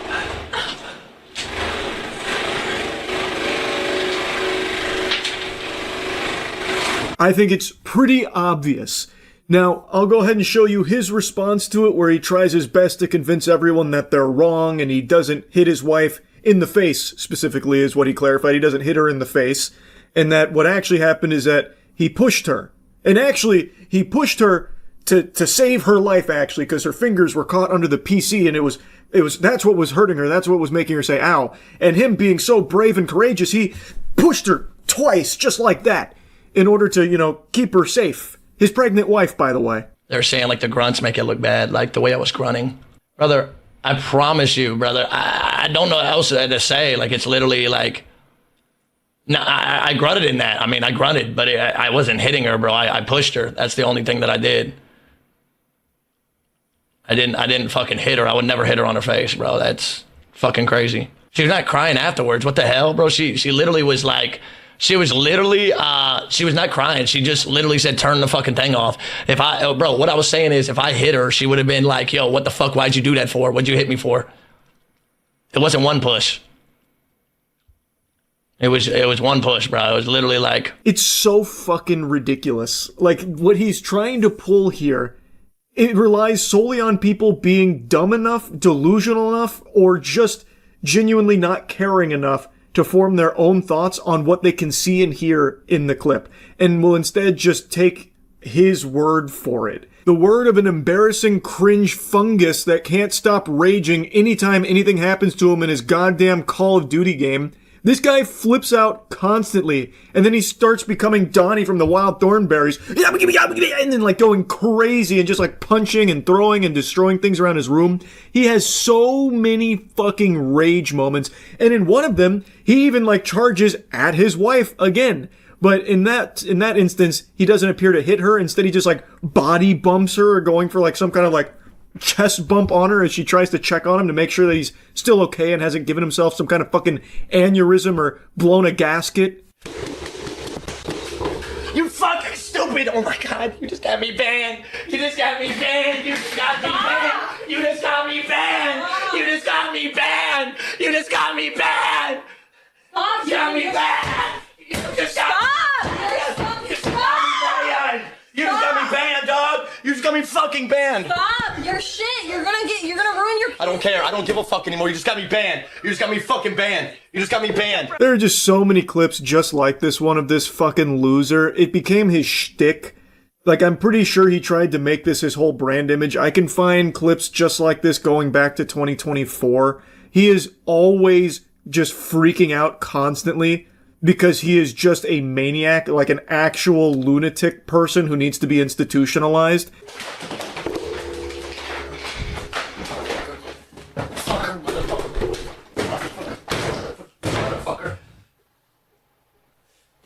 Ooh, I swear to fucking God. You think I'm not? You think I'm not? You think I'm not? You think I'm... And I just spilled it. Of course, the 5 seconds I gotta clean up. There's a... Please, on God. I don't know where my remote went. I don't know where my remote went.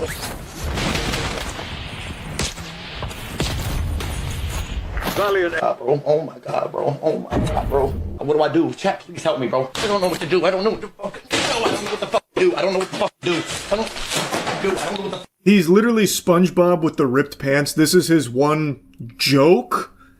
I hesitate to call it that because he actually does just have this level of disorder where he can't control himself. He is just always having violent outbursts, but he tries to use it for his content on TikTok. Like, that's his whole image there, is he's the psychopath guy who's just always fucking angry, it seems. What a complete pathetic loser. How do you even look yourself in the mirror? The shamelessness, man. Like, how? You're just such a fucking weirdo. Now, he does seem to have made a habit out of constantly spilling his drink on his desk because he's always hitting it and freaking out. That kind of thing, always for the sake of his clips on TikTok. But in the one where he starts hitting his girlfriend, or excuse me, his pregnant wife, it seems like he didn't anticipate the drink to spill on his computer and actually cause a problem. So from what I understand, it did actually get in there and cause an issue on his PC, which is why he was freaking out even more so than usual, and then got physical with his wife. Now, to really seal the deal, Jordan Cisco here had a galaxy brain scheme of bringing his wife on stream to defend him and trying to really showcase everything that happened, you know, giving his side of things to make sure everyone understands the truth of the situation. And his wife seems to have a bruise around her eye. That's what it looks like. I want to see what he says, Jeff. I'm literally like hyperventilating and shit. And then I come in here, and then she comes in running after me. Then I pick up the PC. I put it on top of that PC. You see that PC right there? I put it on top of that PC. All right, you understand? Let me put it in context, bro. So when she's standing there, I'm putting the PC on right here. Hold on, let me see. Wife, can you come and record this, please? Wifey? By the way, I just wanted before I'm talking about I'm talking about everything else. Like, if I ever did hit her, which is insane, I would never hit my wife, and she's pregnant. She would have. It looks like you can see like the fucking mark in her face from where he fucking apparently hit her, you know? Looks like she's got a fucking black eye. Have stuff on her face. I mean, you could. I was gonna say, you guys can look here. Literally see, like I have shorts on. It really does look like that.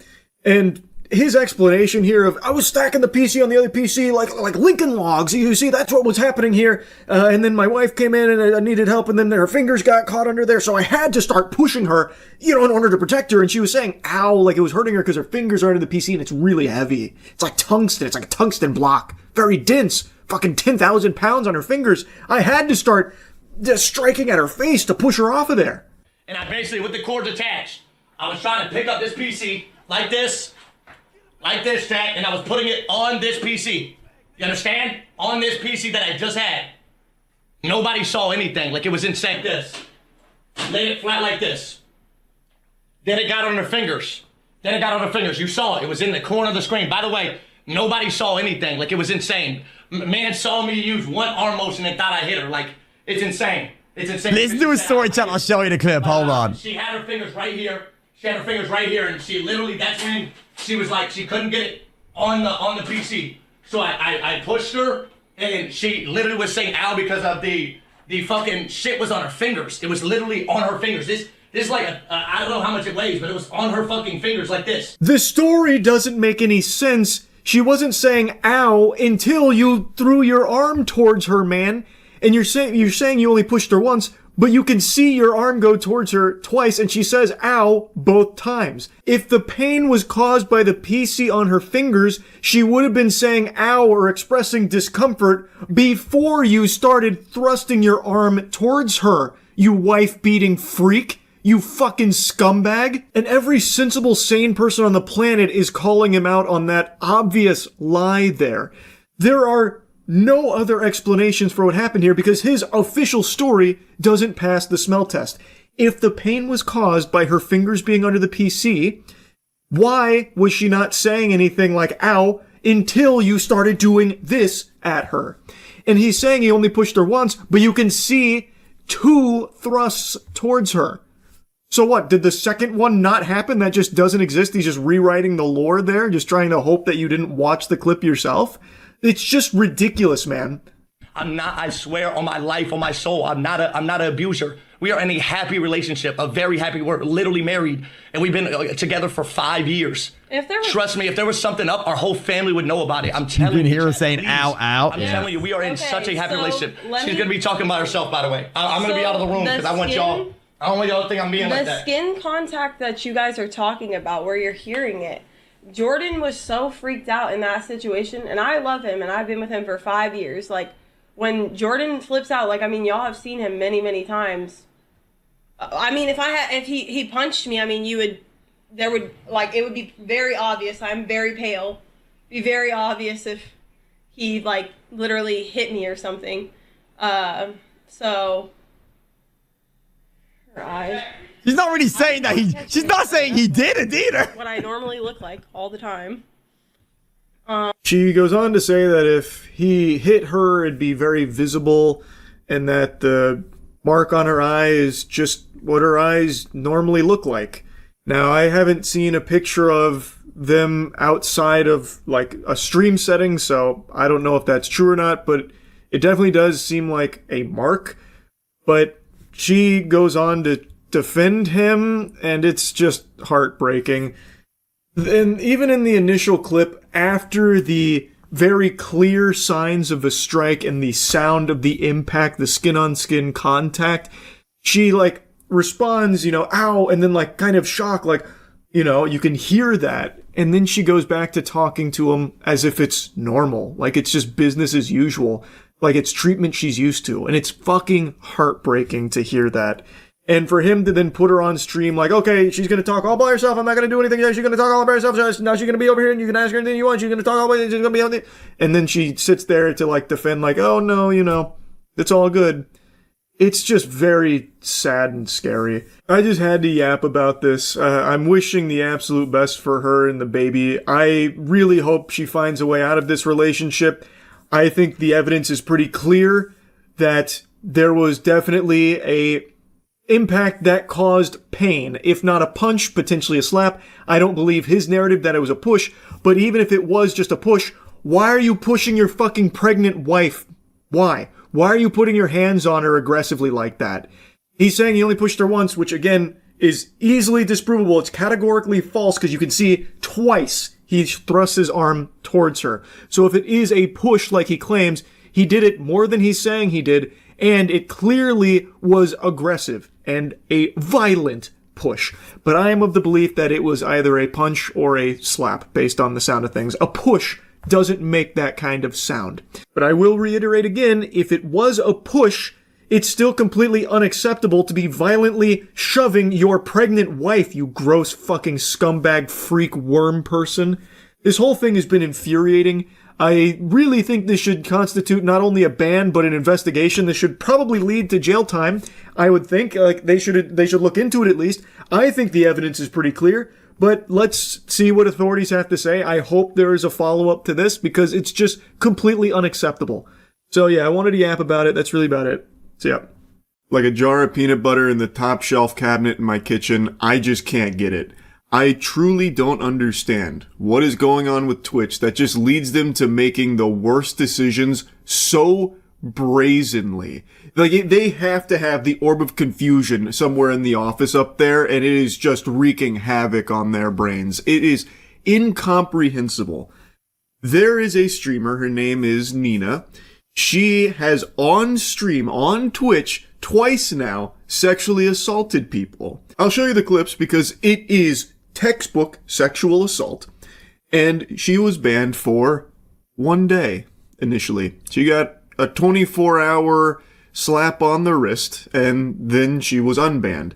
Which you can kind of write off maybe as a mistake on Twitch's end, like they didn't mean to unban her. Maybe someone was pulling some levers in the HQ, not knowing what they did. You had someone fucking blasting away at the buttons and accidentally unbanned her, because she was banned shortly thereafter again.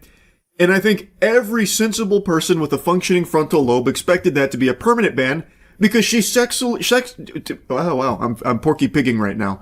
She sexually assaulted 2 people on stream, on their platform. If you don't take that seriously, what the fuck are you going to take seriously? It's a crime. It's sexual assault. So everyone expected that one to be an indefinite ban. But it was only a week. She is now unbanned, and she's already done a return stream. So it seems like Twitch truly only gave her a week vacation here. That's crazy. A week-long timeout. Pretty close to that scene in SpongeBob where they steal a balloon on Free Balloon Day and the cops put them behind bars for 3 seconds saying, if you can't do the time, don't do the crime, and then, oh, you're free to go. That, for sexual assault, is unbelievable. Oh my God. Oh my God. Saeed. Hey, come here. I got you. Saeed, come here. Joey, you can't. Joey, you can't. He's 23. No, He's consensual. no, he's not consenting. Yes, he is. He's not even saying nothing. He likes it. Yeah, give. Oh, no. I don't think he wants to. Yeah, stay right there. Stay right there. Stay right there. Stay right there. Hold on. That was the clip that started it. Saeed is his name. He was not consenting to any of this, and Nina is the one that's like holding him while her friend twerks on him. And his friends are even saying he's not consenting to this, and they do not care. They are forcing it upon him. And this is just a piece of a longer clip, and in the longer clip, they throw him on the bed and start, like, trying to rip at his clothes. They also take his bag and start going through his bag. And this whole time, he is making it very clear he does not want this, and he is uncomfortable with it. No! Now they got it. Take all of this off. Take it off. Hey, yo, cut the cameras. Cut the cameras. Yo, cut the cameras, bro. Zo, do your shit. Let me get my Louis Vuitton scarf. Hold on, bitch. No outside clothes on the bed. Hold on. What's going on? You can't just forcibly take it out and leave like it's Let me get that bag. Let me get that bag. This a nice bag. Hold on, this is a nice bag. Yo! How much this cost? Turn around. No. Start with the sock. Yo. What? Yo. Oh, I need this. I needed this. Thank you. Appreciate you. Zoe, he's not consenting. Huh? Pretty clear-cut sexual assault here. You don't need to be Phoenix Wright here in order to argue why this is sexual assault. It's obvious. Yet, and this is something we've talked about in the past, a lot of people, when it comes to a man being sexually assaulted, take it very differently. So I saw when this clip was blowing up, and a lot of people I know, I've already talked about this because I'm tardy to the party, but I'm just so shocked that Twitch is not taking this seriously. A lot of people were talking about how it's actually not sexual assault. It's clear he's laughing. He's going along with it. It's for content. No, it's not sexual assault. He's having a good time. In fact, he wanted it. And that's something that you see a lot when it comes to sexual assault against men, where people say, like, it's not serious. Don't be a bitch. A woman can't sexually assault a man because a man always wants sex. So this is a nothing burger. You guys are making a mountain out of a molehill. This isn't sexual assault at all. It's just good old-fashioned Twitch content, baby.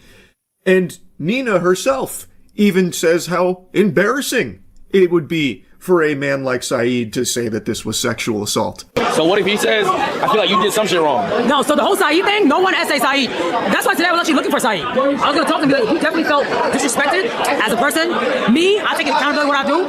If you did ask felt disrespected, I didn't know. So you gotta let me know. If you did, I will always apologize. I mean, that's just normal people.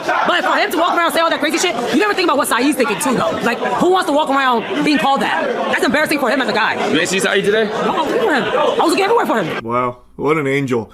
Pretty watertight defense right there. Checkmate. The fucking last few neurons remaining in her brain really scrambling there to come up with the perfect cope, and damn did she hit a home run with that one. So she is saying, oh, he didn't get sexually assaulted. Oh, okay, well, if you say so, all right. You would know, of course, yeah, no. It doesn't matter what he thinks happened. You're saying he didn't get sexually assaulted, so then it must not have happened. You're right. And then she goes on to say, like, you have to think about it, like, it'd be very embarrassing for him as a man. Wow. Is that so, Nina?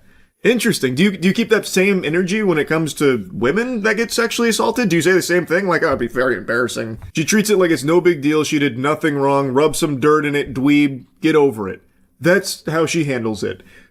But I imagine if it was two guys who did this exact same thing to a girl on stream, if it played out exactly the same, there would be universal condemnation across the board, including from Nina herself, I imagine, and rightfully so, because stand back, brave take coming in. Plug your ears if you're not ready for the spicy take. Sexual assault is bad. I know. If you were standing up, you're gonna need to sit down. Holy. It doesn't matter if it's a female or male victim, sexual assault in all of its forms is horrible. And everyone should be outraged and against it. So why do we treat it differently because it was two girls that did it to a guy? It is still sexual assault, and I can't believe we are still having this conversation about, like, sexual assault against men not being taken seriously. It's not a unicorn. It's not make-believe. This isn't the fucking tooth fairy we're talking about. It is a real thing, and there are male victims of sexual assault.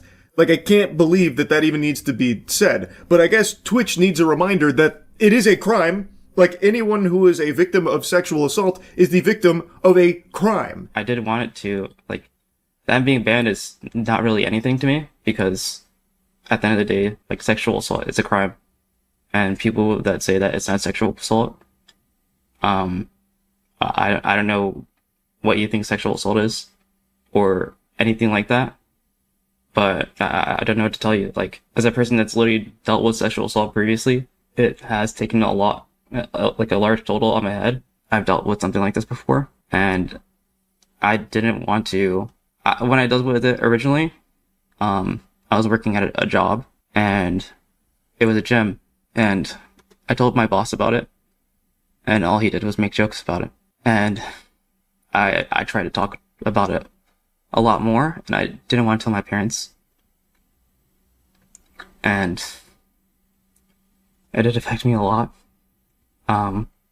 And this situation did bring back those memories. This is Saeed being very open here, talking about what's unfolded, even mentioning that he's gone through a previous sexual assault situation in his past where it wasn't taken seriously then. His boss was making jokes about it, and it took a toll on him.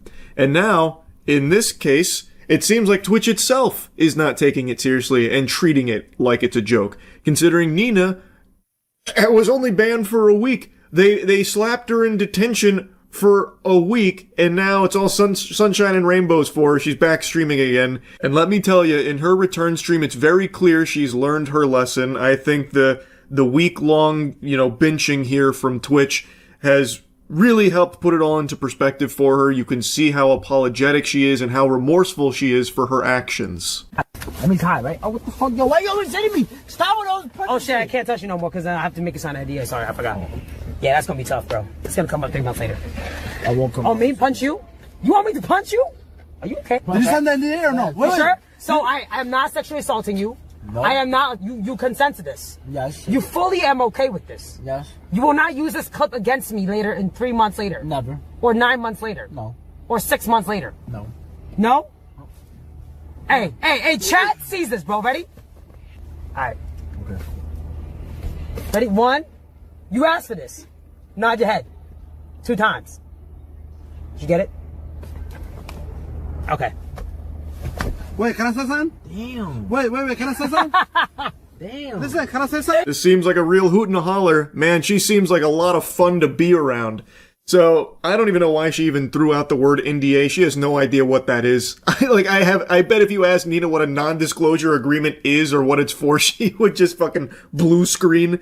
But the reason she's saying that is because she's just trying to insult everyone that made a big deal out of her sexually assaulting Saeed. And I haven't even shown you the other victim yet. I'm saving that till the end. But she's just treating it like it's no big deal. Like, oh, I guess I just can't touch people anymore. Not without like an NDA, I guess. And then this dude over here, this goober, I don't know if he's hiding his face out of embarrassment or shame, but if that is the case, I'd see why. Because that's pretty pathetic to be begging to be punched by this lady just for a crumb of attention. But yeah, that was her return stream, a real highlight moment from it. Some other really great tiddlywinks are when she's being mad at her friends for switching up on her after the sexual assault clip surfacing, where she was mad that they didn't fight tooth and nail for her honor, even though her actions are indefensible to a normal, sane person. So obviously her friends aren't going to go to bat for her, I imagine, or at least they shouldn't. Like, I don't care if you're her best friend, you should be able to come out and say, like, yep, that's fucked up, that is sexual assault, I don't support what's happened there. And she's getting mad that people did exactly that. Like, her friends were like, nope, that's unacceptable. She expected them to just be like, no, you guys are misunderstanding. And then she goes in to be, like, upset that they weren't texting her to get her side of the story, even though there's no sides. It is sexual assault, no matter how you spin it. You can try and feign ignorance until the cows come home. It doesn't change the fact that what you did is still textbook sexual assault. Just because you are a woman who did it to a man doesn't mean that it doesn't count. You ready? Yeah, go ahead, Nina. All right.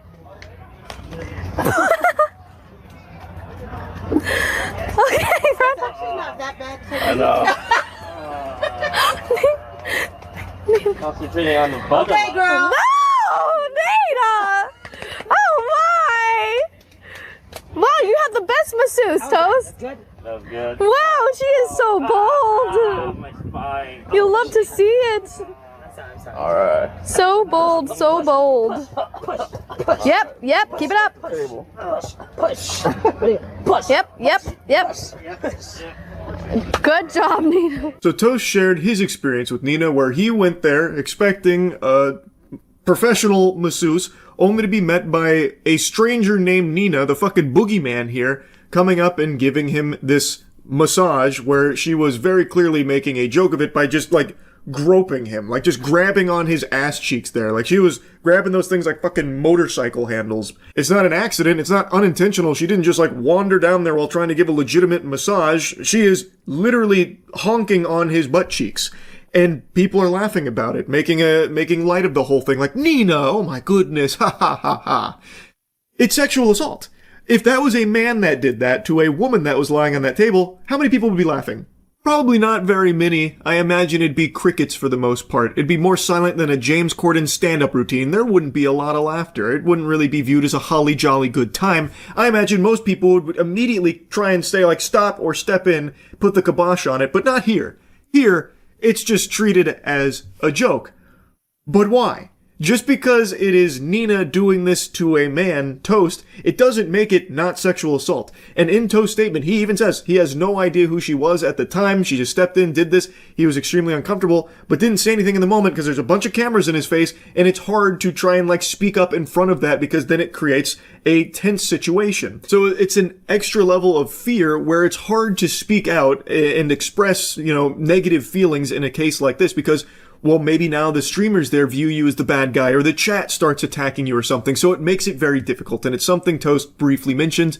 And it's something that I've seen expressed numerous times in the past about like, it was hard to say anything in the moment because of all these cameras and all these people watching. And it's very true. Again, if this was a man that was doing this to a woman lying on that table, a complete stranger, just starts, honking on her butt cheeks there, how many people would be laughing? Probably none. It shouldn't be treated differently in this case. This was still a non-consensual sexual act that was performed on Toast and Saeed that is not being taken seriously. She received a week-long ban, and that's it. And it's not like she herself has digivolved into a better person or anything, learned her lesson, expressed any real level of remorse or anything like that. She is still treating it as content. Like, just the idea of her sexual assault is now a joke on her stream. Like, oh, I just can't touch people anymore. I'll have to NDA you, tee-hee-hee. That's crazy to me. That is just crazy. I know she issued an apology statement not long ago, which I think is pretty blatantly obvious, not her words. I think that was farted out through an actual PR firm, because I don't think she is capable of something like that. I'll stop blabbering here in just a moment, but it is so wild to me how little Twitch did here, and how little they seem to care about what's happened on their platform here. In the past, they've made plenty of questionable bans and unbans. Like having full-blown sex, penetrative sex on stream was a 3-day ban. And many other such cases of similar things, like that lady who full-blown spread her butthole goatsy style on stream only being 24 hours, stuff like that. But this is something so different from that, where that sexual content is something that shouldn't be allowed on Twitch and isn't by their own rules, and they don't seem to really enforce them all that well. This is literally not even just against their rules, it is against the law. Sexual assault, again, is illegal, and it has been broadcast on Twitch twice with this woman, Nina Lynn, being the sexual assaulter. And they only give her a week ban for it. This is unlike anything I've seen from Twitch in the past. It is truly shocking. And I'll leave you with one more clip from Saint Nina here. You remember how I called this week ban basically a vacation? Well, it's not just my words. She also views it that way as well. W chat. I want to say W chat. So all the haters out there, y'all can suck my dick. Word 2, I don't give a fuck. Fuck you bitches, bro. You bitches not me. Y'all been through nothing that I've been through. Fuck you. This ain't the worst it's ever been. I'm not gonna lie. It's bad to say, but this is not the worst it's ever been. I've been through worse. I've actually been through worse. So this jail was kind of like vacay jail a little bit. I'm not gonna lie, bro. Nice work, Twitch. Vacay jail for sexual assault. Unbelievable. Anyway, that's really about it. See ya.